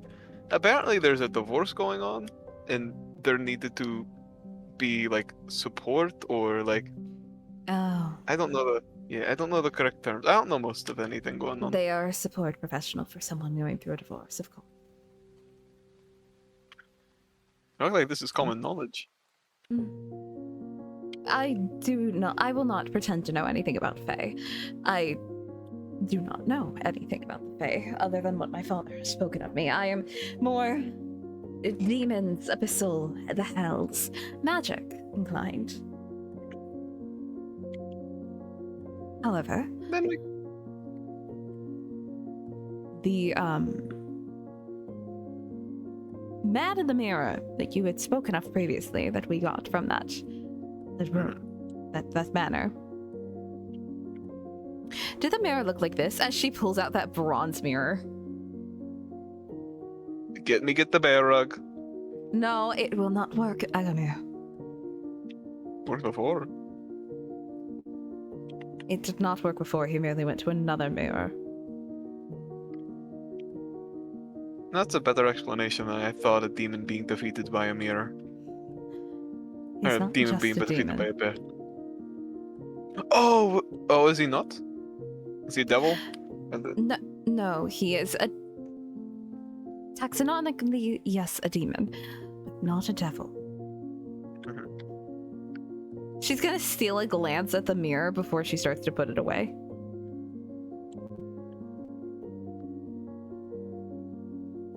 Why not? He is my former boss. The dick. One and the same. I will not deny that he did some wonderful things for me to help me to advance me forward in this world. We left on mostly amicable terms for myself and him.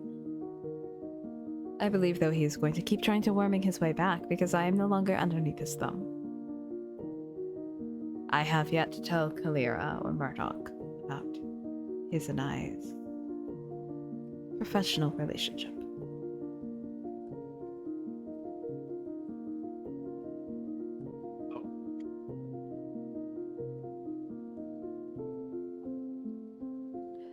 Anyways, the barracks? The barracks.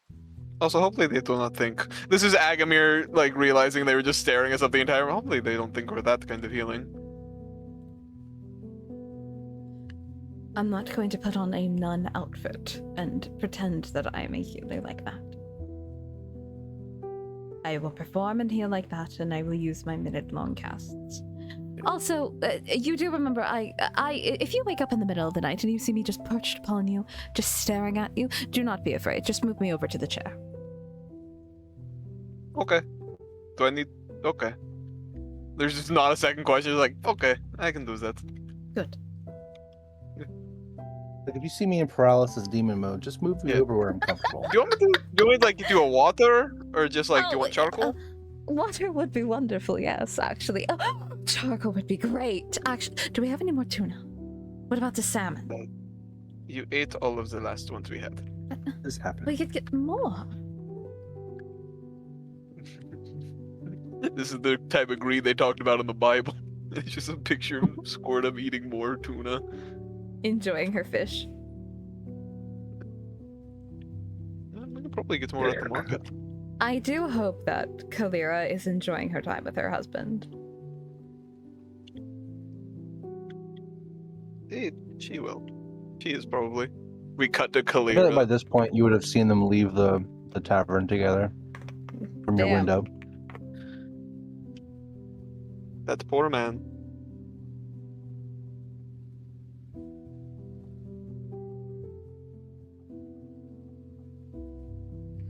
I don't believe he is a poor man. I believe he is a lucky man to have someone so entrenched in her love and lust for them. Oh yeah, he's just not going to be able to walk tomorrow. I believe it will be him not being able to walk. That's why I said poor him. Lucky him, you mean? He seems into it.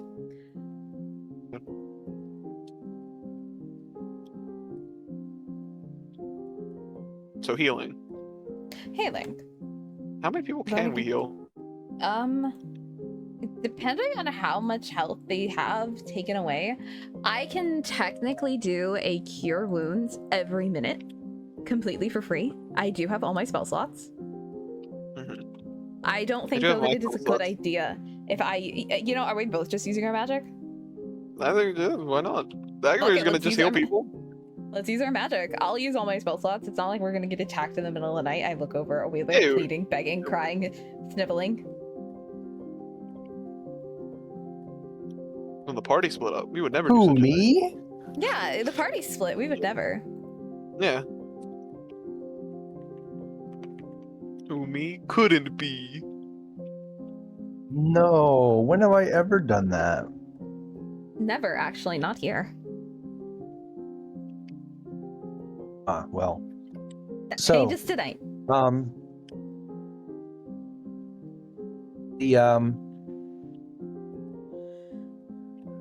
Two of you eventually will leave, going back downstairs. You don't see the old woman. She's somewhere. But she does seem to have cleaned up her crafting materials and set them aside. There is a sign at the front door that says closed for dinner, and that there are stairs in the back that you can go up to your rooms if you need to.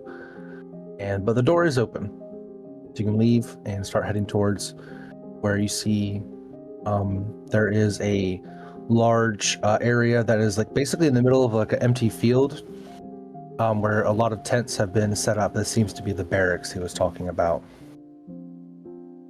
Let's do it.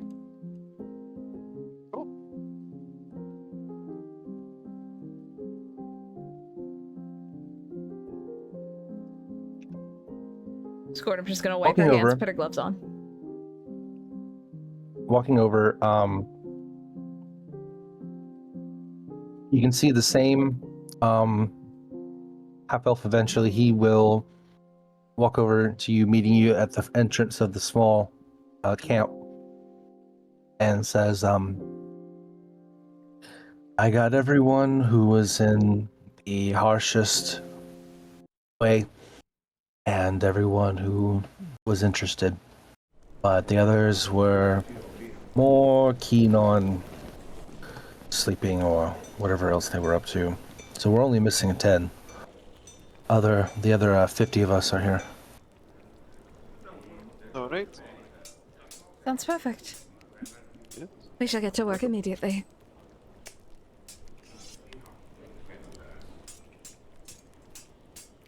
Are they against magic in any sort of way?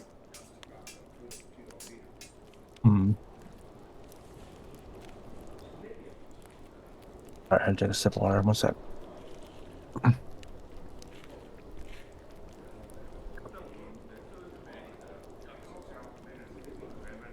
No, we've been trained with magic since we established ourselves as soldiers. Good. As he's leading you over to where everyone else is, he seems to remember his training and says, there's these swords they would have us train with. When you got slashed, it would heal you immediately. It's nasty. It was, it was meant to get over your fear of being injured. It's a battle. You're going to get hurt. So Better might to as be well get prepared over for it and be brave, yeah. But it is, I've heard that the war wizards use the swords for other purposes, but not quite sure of the validity of that one. It's not my place to ask. Looks over at everyone. We could ask. We could Squirt get some just of those gives a swords. nod to Agamir, like, no, yeah, it's true. That's Yeah, we true. could. Agamir, are any of them by any chance blinded, deafened, paralyzed, or poisoned? I say, looking at the camera. All of those, yes. Great. I'm gonna heal them. I have less restoration. How many slots do you have? Just 2 of those, so I can only get like the 2 Okay. most severe ones for the time being. There's a guy that is blind, was blinded. His eyes are still could be used, but he just needs them healed. And there's another one that is currently got sepsis, so he needs to get that poison out of him. Got ya. Actually, since Squirtum, you can just heal people. I'm gonna use Lay on Hands to cure diseases if people are diseased. If that makes sense probably, here. yeah, that's the better option. I can do 6 immediate cure wounds, unless they have a if I can do gentle repose when necessary. I don't really feel like it's a good idea for me to use my 3rd level spell slots yet, but you know, we'll also use we can do 9 immediate cure wounds, and then I can basically just do cure wounds and detect poison. And first thing, detect poison and disease, where I can point Agamir to the right areas, because I have that as a ritual. I can do that quickly, and then I can just do my cure wounds after I get rid of my 9 immediate ones, to where I can do that once every minute. Look at us being good people. Look at Look us at us. helping. Helping We people. got this. So you let's restoration 2 people. I imagine you're gonna try and stretch your lay on hands as much as you can. Yeah, how many people are like diseased and sick? There are at least 5 people who have various kinds of infections, and at least 2 that have some sort of like cold or whatever that is, or flu. Potentially Okay. weaken everyone else's immune systems if they infect everyone else. Oh, hold on. I I want to can- make sure. Lay on hands, you only need to use one point for each disease, yes? It's 5. 5? Okay, yes, it is 5. Meta question, how many lay on hands do you have? I got 6. One of these You have guys 6? isn't. One of these guys is Six. getting a cold for the next day. Okay. So you can technically do 6 to cure them of diseases and poison Yeah. immediately. So I can basically get everybody but a cold. That one guy is gonna keep that cold to the next morning. Probably.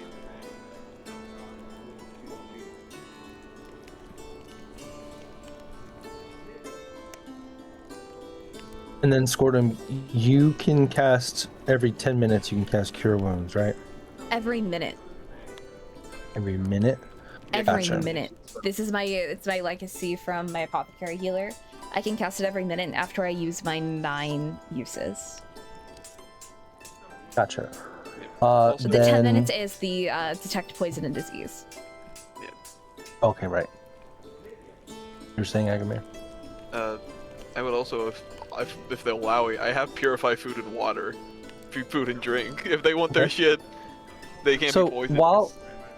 while you're healing and helping as many people as you can, what are some like leading questions are you asking the soldiers about like what you'd like to know?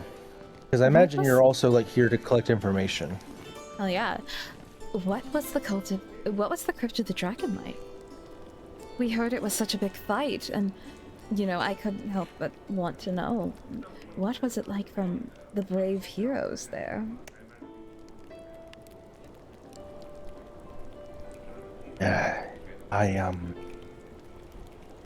You're dealing with somebody who's like laying down, can't really see any of their features, just their eyes and their mouth and their nose are uncovered by bandages, but there's like bandages in between those things. He looks like he got burned. And he says, it was terrible. A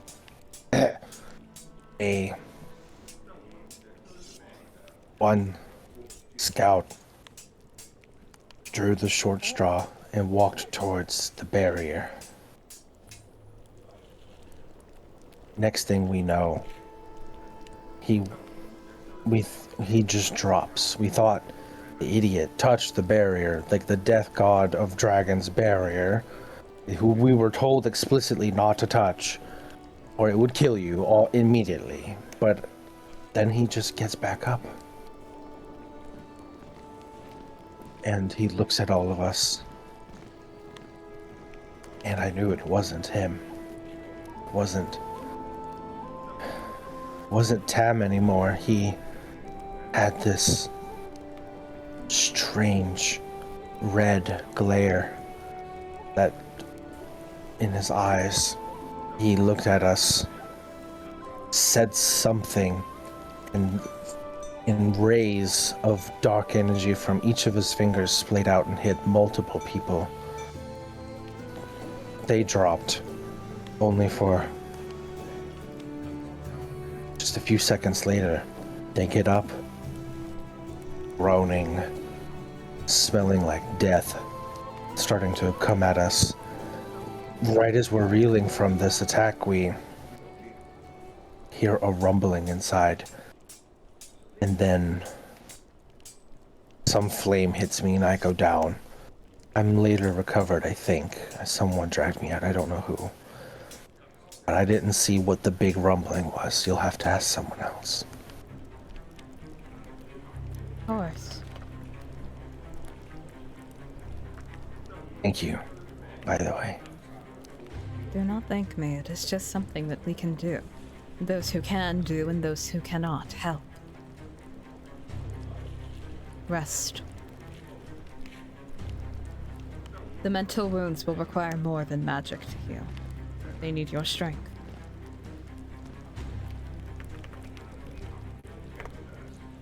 I'll amend them at home. I retire next month. Congratulations. He was a month away from retiring. No, he listen, came- that's how it goes. He literally, you know what happened? That man looked at his group as they were leaving. He goes, I hope this is easy. I retire next month. The wife is waiting for me at home. And then everybody did like fucking this. died. This is like old man Jerry you're speaking to. Such monumentous, like crazy apocryphal things happen so much in Faerun that it's all like I'm sorry to use this like a metaphor or an allegory or whatever, but it's almost like hearing about a relative who got cancer. It's like it doesn't happen to you until it does, and then suddenly like you're part of like the main plot of whatever's happening in this region of the world now, and shit's fucked up. Like a meteor falls on the sky, a dragon attacks a town, giants start coming down from their mountains, all sorts of things, you know? Yeah. Out of nowhere, Lady Winter also now gets a random migraine. She knows we did something again. That poor woman. Lady Winter Agamir, getting a what bunch about of you? reports like, oh, these are a bunch of people. There's mystical healers that suddenly appeared at the barracks and they're healing everybody free of charge. They're talking, they're even giving food and help towards all of the injured soldiers. They're wonderful. What do they look like? They're goth. Oh god. Oh god, it's them. They spread. It's like she like the transit of messages got out of order, so she received that one first and was like, at least they're healing people. And then she gets another report about 4 extremely well-dressed people crashed a noble party this week. and like the fucking SWAT came in and arrested everyone. She's like, oh no, what are they up to? So, Agamir, what are some things are you asking? Like, are any about specific experience, or just wondering in general what happened? He's more like he's not gonna try to pry for info, but just be like a sponge to absorb it if they just like are ranting or talking about like their experiences, if that makes sense. Trying to be like an open source for them to talk to. Right. Okay. The one in front of you, this one is the one that's blinded that you were healing. And he, as like you're healing and he feels his vision starting to come back and you're unraveling the bandages from his eyes, he kind of starts to say, I think I'm going to resign.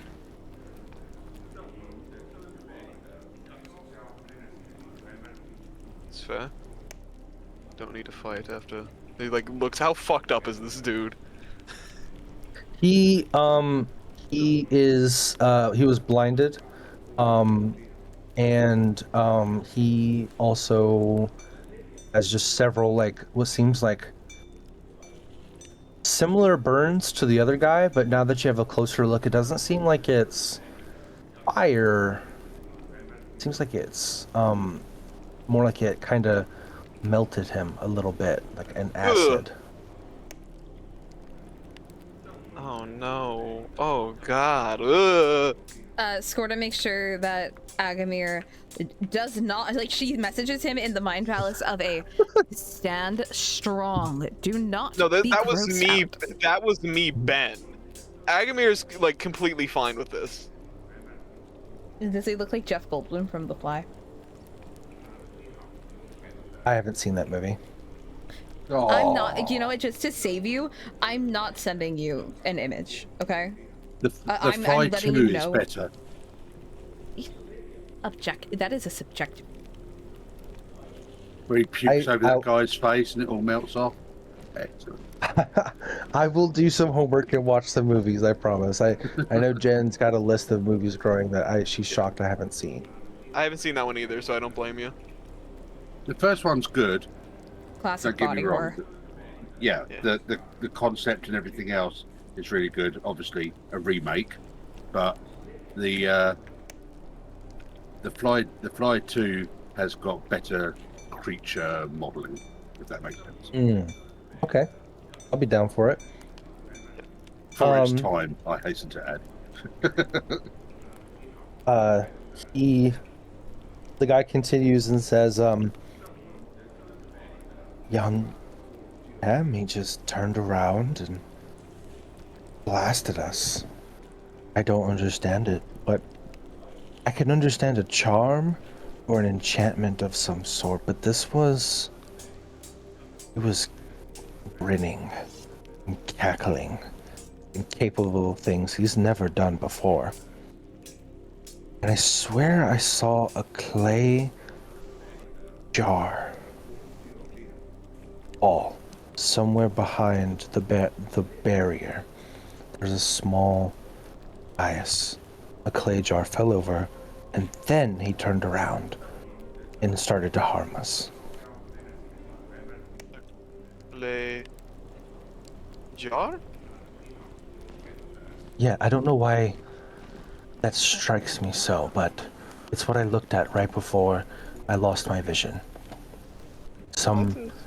He blasted us, and then some sort of green substance flew out from the darkness, and I lost my vision.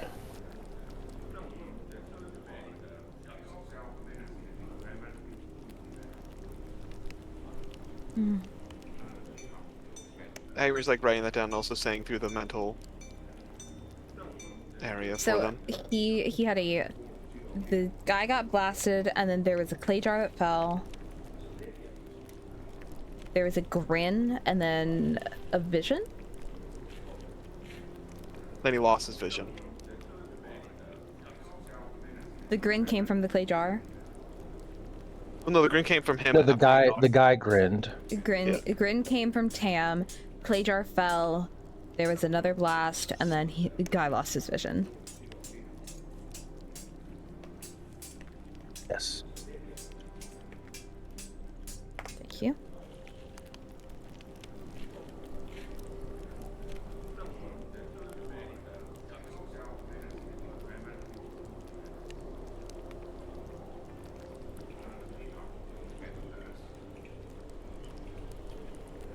Is alright. You don't need to push yourself. As like, he's clearly like out of it.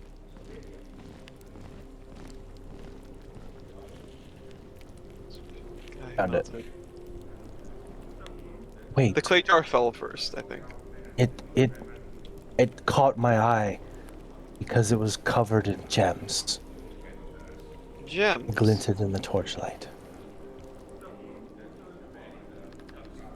Alright, I will. Yeah, I don't. Agamir would have no idea what the fuck that means. It was so weird. He just fell catatonic to the ground. Didn't answer us, didn't respond. The sergeant told us not to move forward. Don't tell me. Did this poor... Oh, no. I above board think I know what happened to this dude. Oh no. He got magic jarred. He got soul jarred. That's what magic jar is. Oh, fuck. Wait.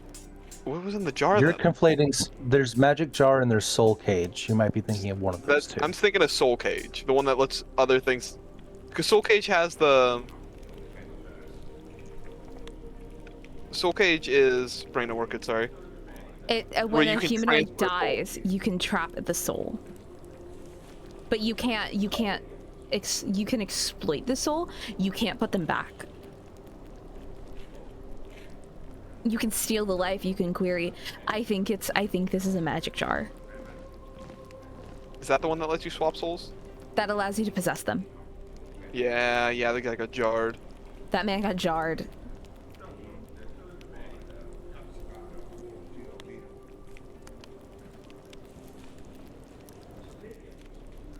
Sorry, I'm pull up a website.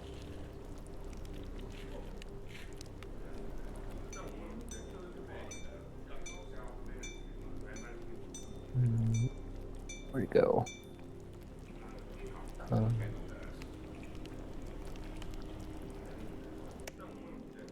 Okay, found it. Cool. That's what I was looking for. Sorry about that. So, he will finally relax as he settles into like the healing. You guys are moving between folks, asking questions, gathering information. When a soldier who was sleeping suddenly bolts upright. He's got like a sling, like one arm's in a sling, the other one is holding his face as if he just like saw like a night terror. And you see him just like pull his knees to his chest as a soldier next to him, a woman with like short cropped hair, will kind of hand him some water, which he slowly drinks. And she is talking to him. When he responds to her, she kind of like looks around the room and then sees you two, and then walks over to you, Scordum, and says, you see to my friend, I don't think he has any physical injuries right now, but Mental is what can happen, yes. I'm not equipped to talk people through such things. No worries. Gordon immediately walks over, takes away the water, puts his head between his knees, and just starts rubbing his back and goes, deep breath and tell me your name.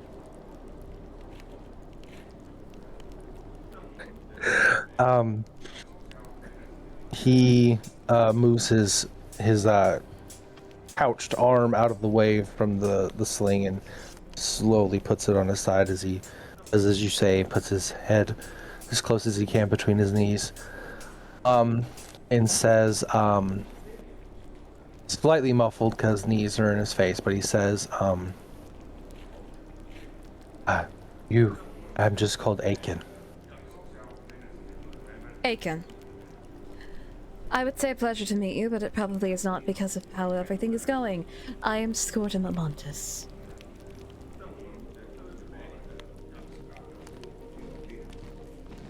Hello. Are you... He kind of like peeks an eye out from behind the knee and says, are you, I don't suppose you're a priestess?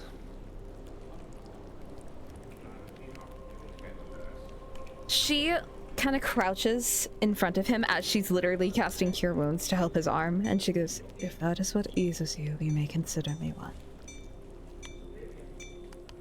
No, I meant... Are you... does your practice let you interpret dreams? I've been trained to. Divination is one of my specialties, and I am also quite adept at fortune-telling. Tell me what ails you. I just had 3 voices yelling some of the same things in a pitch dark field. It's like the night in the plains, but no moon, no stars. But somehow I could still see. A deep, benevolent voice was telling me, "Don't go back." A strange, layered voice sounded like it sounded like silk over razors. Does that make sense? It does. He said, "Go get it. It's right there waiting for you." And then another voice, authoritative, bit nasal, was telling me,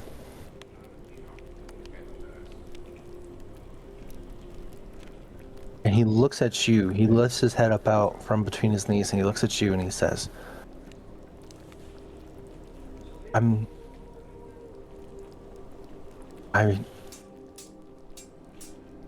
give me an insight check, Squirtle. There's some strange look on his face. second one told me to kill you. Fucking stab Squirtum. That's okay. That's why I wear leather. Apologies. This is one that I feel like I actually need her dice for. You said an insight? Mm-hmm. I have it. I am hyper proficient in that. Alright, that plus 9, 24 in total. Yep. He has a sort of glazed over look in his eye. Squirtum, you're watching in real time as it looks like he is being bewitched. And you don't know what he's gonna do because he hasn't finished his sentence. But he's looking right at you. And his eyes are starting to glaze over and turn white.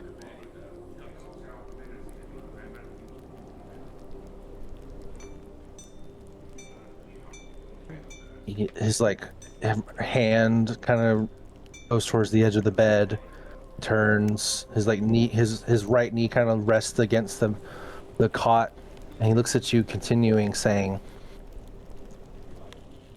"I need your books."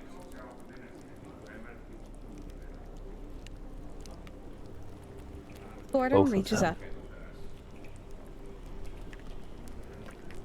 Squirtum reaches up and cups his cheek and goes, "The books are unavailable. Who are you?" Sorry, I didn't say that right. She goes, "Who are you?"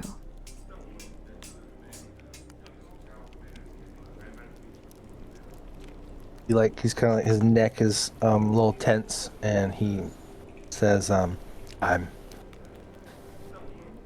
Deacon, and I need your books, please." I don't know. It's kind of yelling in my brain right now. I need you to focus on me then. Focus on my voice. Focus on finding your way back to me. I need, let's see, we're going to roll this dice here. This dice there. That is wildly different results. Damn Okay, books. so, Agamir, I need you to also roll me a perception check if you notice what's going on. 14.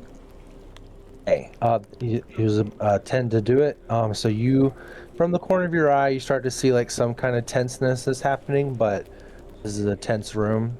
People are in pain. And Squirtum was called over here to someone that had just like sat bolt upright and was not looking like they're having a good time. But you're still watching. And if she needed me, contacted the head brain. He's fine. You Squirtum immediately saying in the head brain, "I need you over here, you're a paladin." No, she's not fine. he looks at you and he just, as his eyes finally like glaze over, he says, 1 second, I'm so sorry. I'm getting a call from somebody who's on my work. no problem. Do what you gotta do. Could I We'll just there? come back in a second. Yeah, you can come over there, but you won't be able to interfere until she gets back because we can't do anything without her. So anyway, guys, I am not looking forward to Halloween. We're gonna have to make so much damn pizza. To Halloween? Yeah. You giving it out instead of candy? No, it's for my job. We're gonna have to make a lot of pizza. Yeah. And we're also having to make these dumb little pumpkin-shaped pizzas that take forever and slow things down, but people want 50 billion of them. Oh my god. I'm falling off the bone. We're getting to you, Jen. I have something planned for all four of you in just a moment. It's when you all go to rest. We'll get to it, okay? Stay awake for another 30 minutes. I will do my best. That's all we can ask from you. Sorry about that. I had to give explicit instructions about what to do when a kid goes AWOL. No, you're good. God, okay, everything okay? Oh yeah, I'm fine. Window jumper again. Again? Again.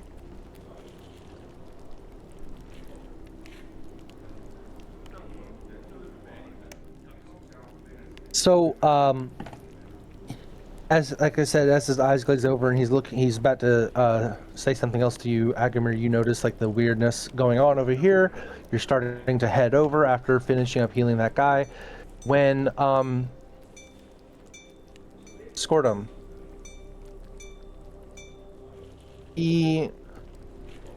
what like part of you is closest to him? Like your arm, your leg, your face? arm. Because you had your hands on his face just a minute ago. You know what? It's So your going to be arm? her hand. Yeah, her arm is closest to him. That leather Okay. gloved arm.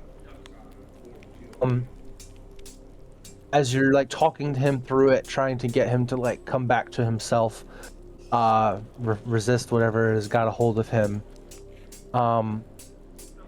He not like a vice grip or anything like that, but one of his hands does grab your forearm, and I need you to roll me a d10,000. Oh, fuck! Oh, god So can I damn. come in flying in from the side with a steel chair I find? Fucking... Sure. I feel Depending like on Agamir what just happens. sees her Steel magic chair. start to bristle. Or can Yeah, he's feel like, it. oh no. Everyone, get down! You're all gonna get a fucking haircut! I don't know what else could happen. It's either like you get a haircut, you get Fucking like haircut. 5 million, you get either like $5 million, or you're inwards, or you just become inside out. You're- One of the three things happen. That's it. Those are your three that options. was a crazy misspeak, Agamir. So either 2,380 or 832, your choice. Smaller number, good. Trust me, smaller number is not always better. Or send them both to me, and then I will pick one.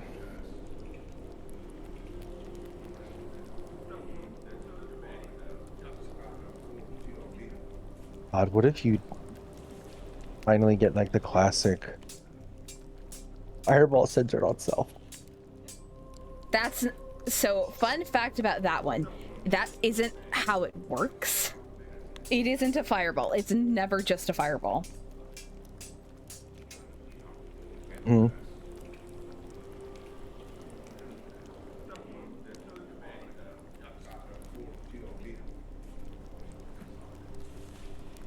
Your choice about these two.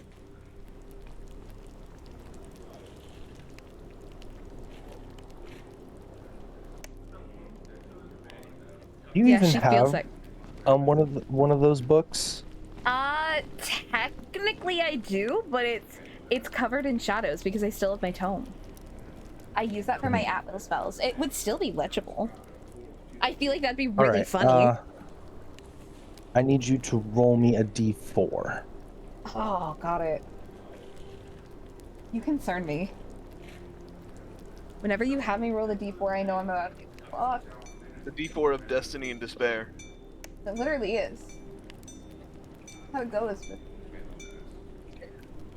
Also, what kind of jewelry are you wearing? Oh, let me double check. I've got a bunch of rosaries around my turban. I'm wearing my thick collar.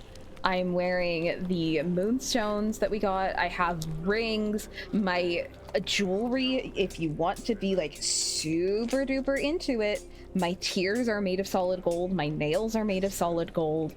I've got big earrings. I have a lot of jewelry. I've got pearls. I've got spinels. So I'm covered in all of jewelry your and gold. medals, all of your medals are fine, but every gemstone or precious mineral or jewel that you're wearing, if it makes contact with you, you experience like just enough pain to not count as a single hit point, of damage, but it still does not feel great.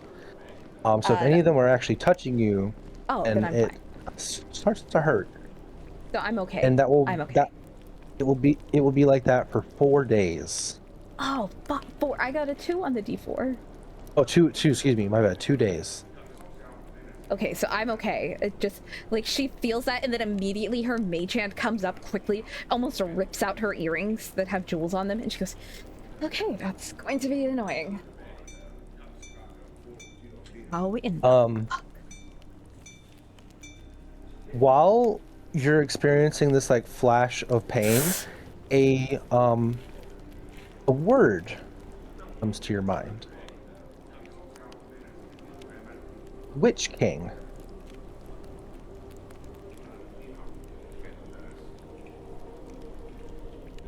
Witch King?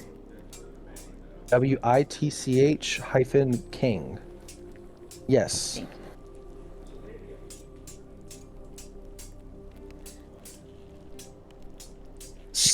you. Some like as the contact with his palms made with your arms and something was done but was resisted, your magic manifested that as a pain whenever you touched jewels for the next 2 days. You were able to glean a certain word, specific word from whatever is affecting this guy right now.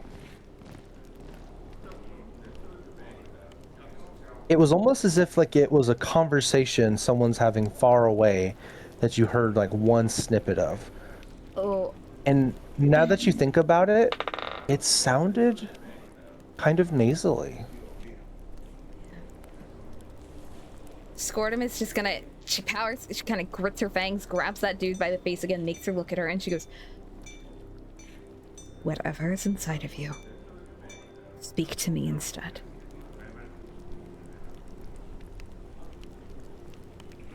Agamiris, at this point, you arrive at her side, and you see like this man's eyes are like fully whited out, as if he's been magically bewitched of some or enchanted of some sort. Excuse me.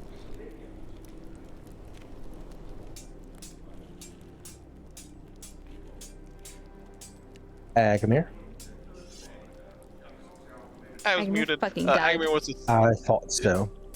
He wants to All good. separate Go the ahead. two of them. Okay. I'm gonna need you to give me an athletics check, my guy. Absolutely. This guy is kind of, despite not having a vice grip, he's clamped on her arm. I can't guidance myself because I don't have an action to do this before. 24. Okay. Is not very high. So, with a 17 versus your 24, you wrench off his hand. He's kind of like lying back now, very still, but looking up into the air, and you just see him, like muttering to himself about some books with tongues on them nailed down against the traitors. Agamir's just like confused, looks over at Scordum. Like, what the fuck happened? I was gone for 5 minutes. Agamir Scordum's eyes are purplish. She's staring at this guy, eyes narrowed almost, holding her arm. Before she looks over, and they're white again, and she goes, "We need to talk." Okay. Does anybody have any anti-magic cuffs?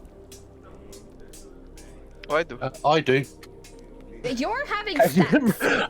You're having sex, Murdoch. And from the black void, we hear, I do, and a pair of like magic handcuffs comes through. They're kind of being used right now, though. Ew, I don't Oh want my sticky fucking cuffs. god. Hey, Murdoch can be just as much of a slut as the rest of you, okay? Murdoch Don't is kink shame. objectively more of a slut than all of us. He's the only one who has canonically No. had sex at this moment. What? In game, he's the only one that has had sex in game during sessions. Oh, during session. Yeah, No, backstory- Kalira has. Both of y'all, sluts.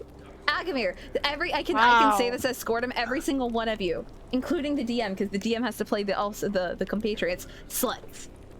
Me, I'm tired as fuck. Yeah, I bet you are. You just give Don't an look at me order across the of bar. slut off constantly. He seems like he's really weakened. Like he may not be physically injured, but he's just weakened from the experience and the recovery of like the stuff he's been through. And so whoever has a hold on him seems to have chosen a vessel that is not capable of taking things by force from you. And it's also a good thing I don't have the books. Yeah. So perhaps they'll look elsewhere. Right now, though, his eyes are starting to return back to normal. You can see the color again. It's almost like it's almost like you're seeing cataracts like receding suddenly. Sorry, I'm not. I know that I No, it's wasn't fine. trying to You're describe good. gore, but still something about the It's not gore. eye. Scordom is immediately trying to get the what's the word? Those anti-magic cuffs and putting them on him. His friend, the female soldier, as you're like cuffing him, she goes, "What did he do? What are you doing? Why? What's with the cuffs?" He did nothing. Let me explain. Anti-magic cuffs are able to... How much do you know about magic? A little. I understand anti as a prefix to magic, though. So Right. you're stopping something from happening to him? I'm trying to stop something from continuing to happen to him. You need to get him to the War Wizards. Right there. I'll go find the Whenever- one that's still on duty. The rest of them are scouting the crypt Of right course. now. Right now, he's not a priority. The information, though, that he is getting is. I gleaned enough as I can. I can't. Oh gods. Oh gods. Agamir, Yes. speed dial. This is important. Okay, what am I going to tell them before this happens? Because last time I got in trouble because I didn't tell them. You just said, like, send in the everybody now. No. What Agamir did was literally like, hey guys, we found like all of them. By the way, you can just show up. Smiley face. Smiley face. The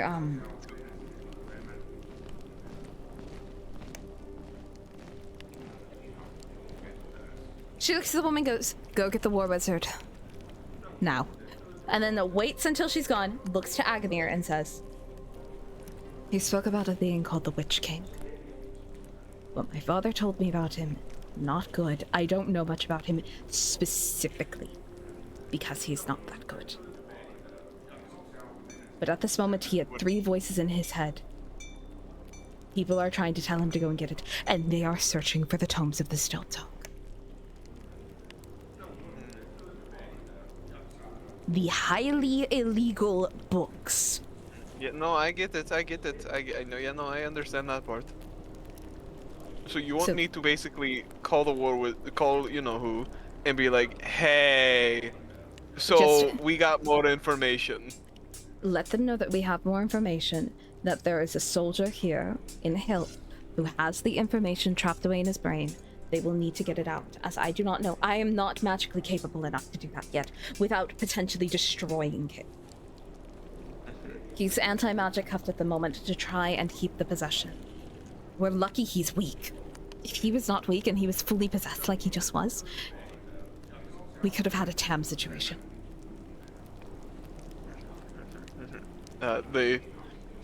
A familiar ringing is in the office, DM. Not the big one. I didn't hit the big one, just the regular one. It's the black phone, not the red phone. Yeah. Yeah, the black bone. Gotcha. But I just imagine the god fucking damn it. Because it hasn't even been a full day It yet. hasn't even been a full day. We just got to Nope. town. The fucking So- throwing it. It actually rings for quite a while because it might have been they were away from their desk dealing with the mess you've already left them. But Right. anyway, after about 15 rings, you finally get through, and on the other side you hear a Donrahast pick up. Well, I did on not hit the big sending stone. Gone Ross picks it up. I didn't hit the big one. He still picks it up. and says,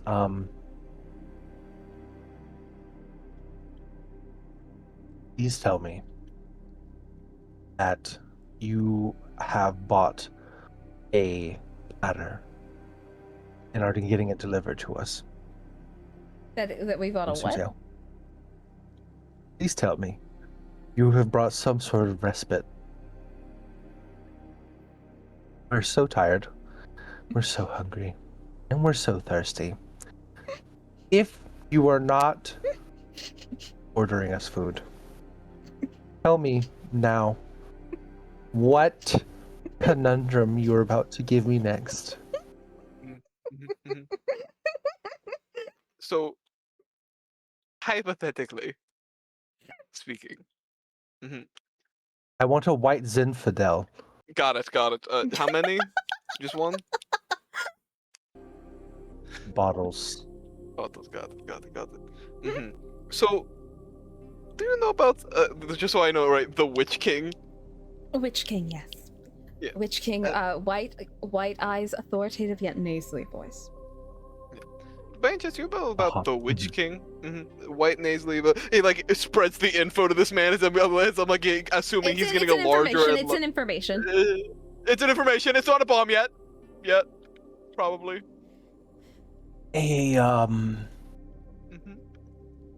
very powerful undead sorcerer who conquered much of Vasa and Damara during the mid 14th century. Yes. I'm aware of them. Yeah. About 200 something years ago.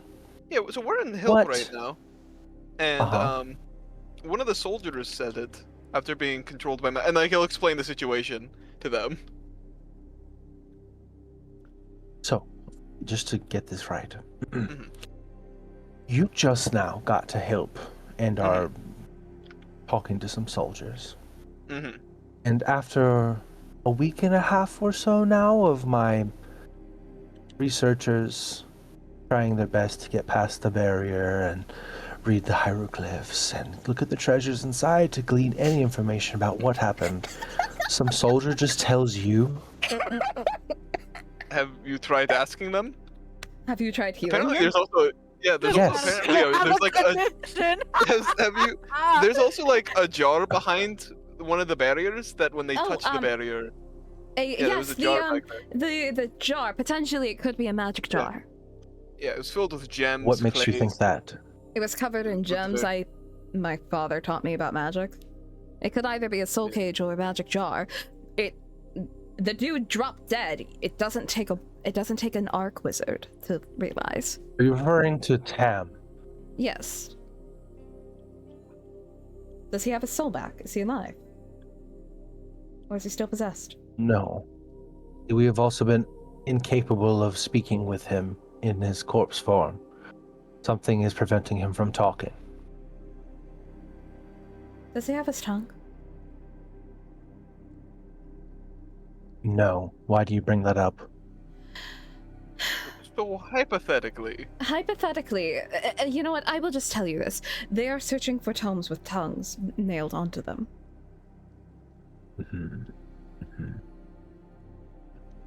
You hear the magical equivalent of somebody putting their hand over the microphone, and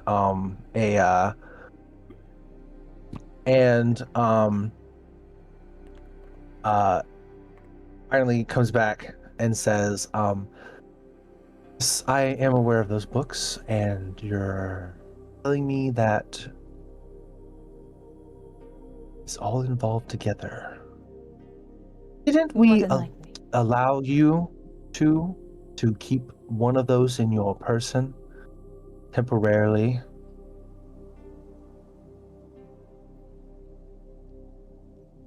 Squirtum looks at Agony. we do have this above board.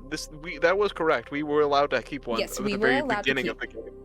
Yep. They didn't know about your Because it would second be one, though. Yeah, they don't know about the second one. The third they know- one, actually. The third No, this one, is second. they don't. Excuse me. Yeah, we only have two. Third. No, you have two and a copy. Yeah, we have two Yeah, and we a got copy. two and It's a not a real copy. one. Come on, get it right. Yes. Hypothetically, of course.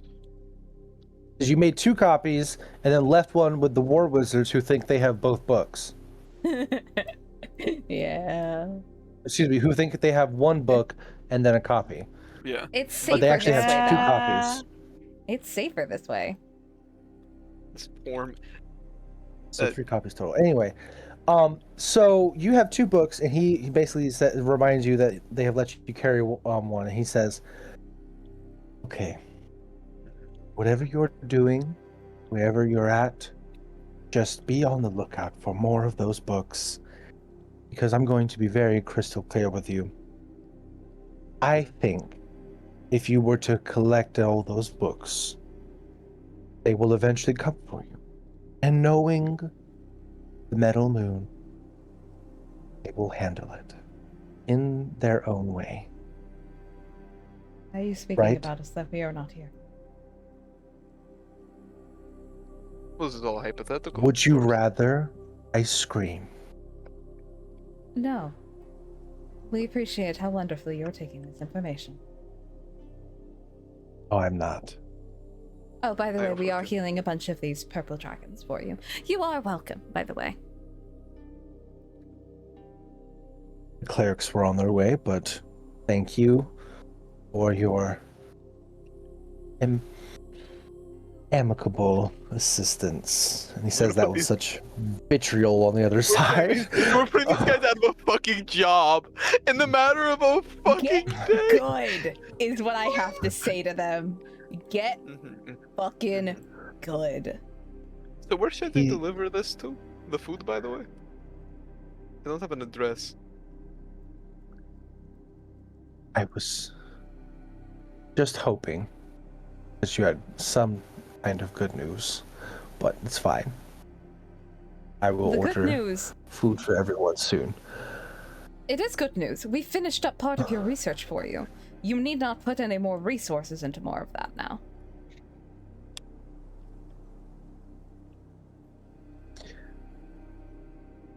I'm going This to man go is gonna report. cuss everybody out. Good. I'm going to go report to the Queen. You will hear from representative within 48 hours. Okay, we might Have be you on the move decided again. yet? Have you decided yet which port you're leaving from? Not yet. Because if you come to Suzail, the Queen insists on in some way receiving you. If you go to Marsember, then we'll make sure that the local lord understands that you are in town and that you will most likely be the center of an event. What? No, we would never. What is? Wait. What's happening in Marsember? What event is going on? I think I don't know, but I'm sure I you will think he's saying create we'll, one. we'll figure out an event like, Oh. oh my god, he was secretly a vampire the entire time. Or something I know along who the those lines Lord is of going on. Marsember is, yeah? You do?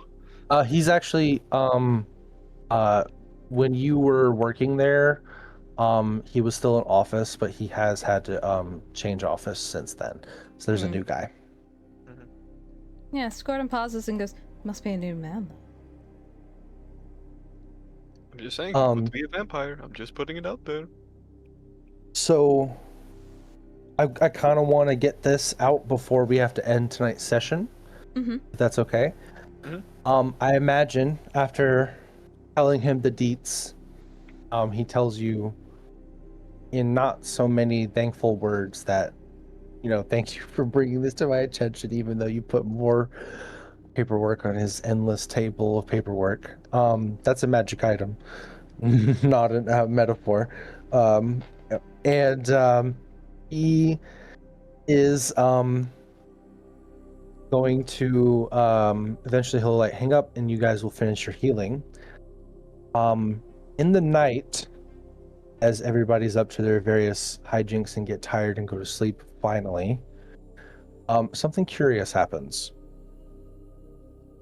Wherever you're sleeping, whether up in the silk slipper, or the soft slipper, excuse me, or the hypnotic coin, as you're all asleep, you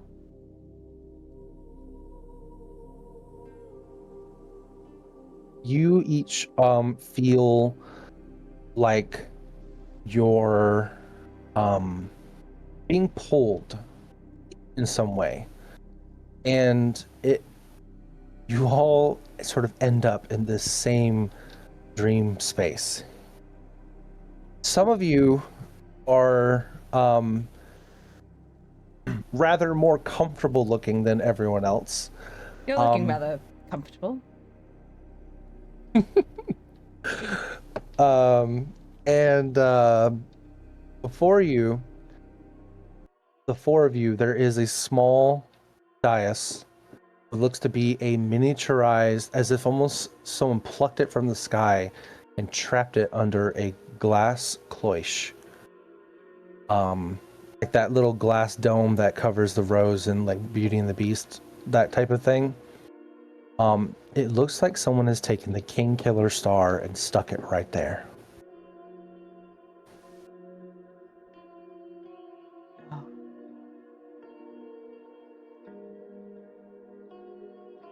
Around you is a just smoky, hazy, infinite expanse of a dark gray with some like streaks of red that kind of burn across the sky and then they blink out. If you could even call it a sky. As you four are all in together in this space, you start to become aware of each other, noticing like as you're all sort of materializing. It's then that you understand that you don't have any memory of getting to this place or walking to this place. The last memories that each of you have is going to sleep, doing whatever it is that you were up to right before you went to rest. And there is a change in this glass cloche. It sort of shatters, and the star also seems to explode into sort of like a supernova. In the gaps between the supernova clouds, there's really sort of like empty blank spaces, you can start to see images start to form.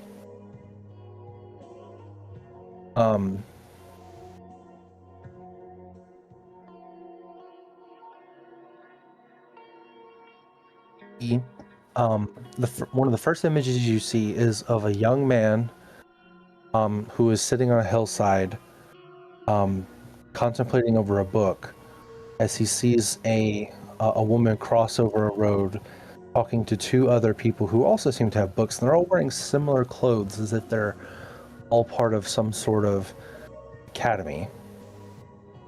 And in that image, the guy starts to get up and walk towards her.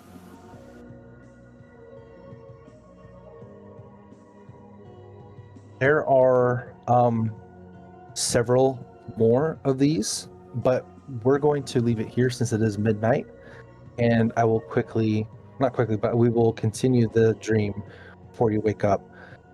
Now, one thing, I had to clarify one thing, Squirtum. Your boon seems to have not failed you tonight, but as you were sitting in the chair and had closed your eyes and thought, you kind of got sucked into this space. Got it. With the rest of them. So it's not actually a dream. This shit's happening. This shit is happening. Oh God. So, we will return to this next time. I'm going to go ahead and let you guys know between work and moving, I'm going to be very busy. So if I have forgotten something or need to get something, please text me so I can do it before we play next week or the week after that, whatever you guys are available for. No, of course. because shit's about to go down and help. And if you needed to do something or shop for something, you had plenty of time in the moments that we didn't cover in tonight's session because the shops were still somewhat open. So it's up to you. Okay. But next session, we will hopefully be leaving help after what shakes out happens. Thank you guys for watching Arrival of the Red Comet. Thank you guys for playing with me, letting me run the game for you. And I hope we can finish this out. I had a game end, so I'm just a little on edge about my games right now. So I hope we can keep it going. No more hiatuses if possible, if life wills it. So I will see you guys next week. Sounds good. Thank you so much. Later, guys. Later, taters. Now hear me out.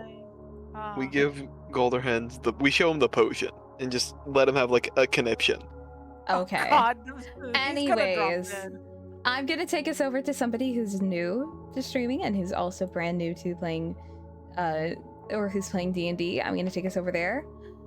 Thank you guys so much for hanging out and playing Arrival of the Red Comet. Stick around on my stream or come back in a few minutes because we will be getting into Deltarune. Hell It's yeah. on my room till we freaked it. With a special guest star, potentially Ben being there? Ooh. Potentially, maybe. We'll see If we get there. if we get there. It Listen, probably won't be. I have it prepped. We are Yeah. fighting the night. Oh Jesus Christ! You're not kidding. Oh my God, no. Yeah, Oh, we're no. doing Oh, Roxas oh, is, I'm good Roxas for is the. fighting the night. So you're I'm fine. fine. All right, I love you guys. Bye. Bye. Feel free to stick around. Hey, it's not spoilers. I never said where we're fighting him. You can't ban me in my own chat. Let's go say hi to this person, and then I will be right back on with Deltarune after a short break. See you guys in a couple minutes.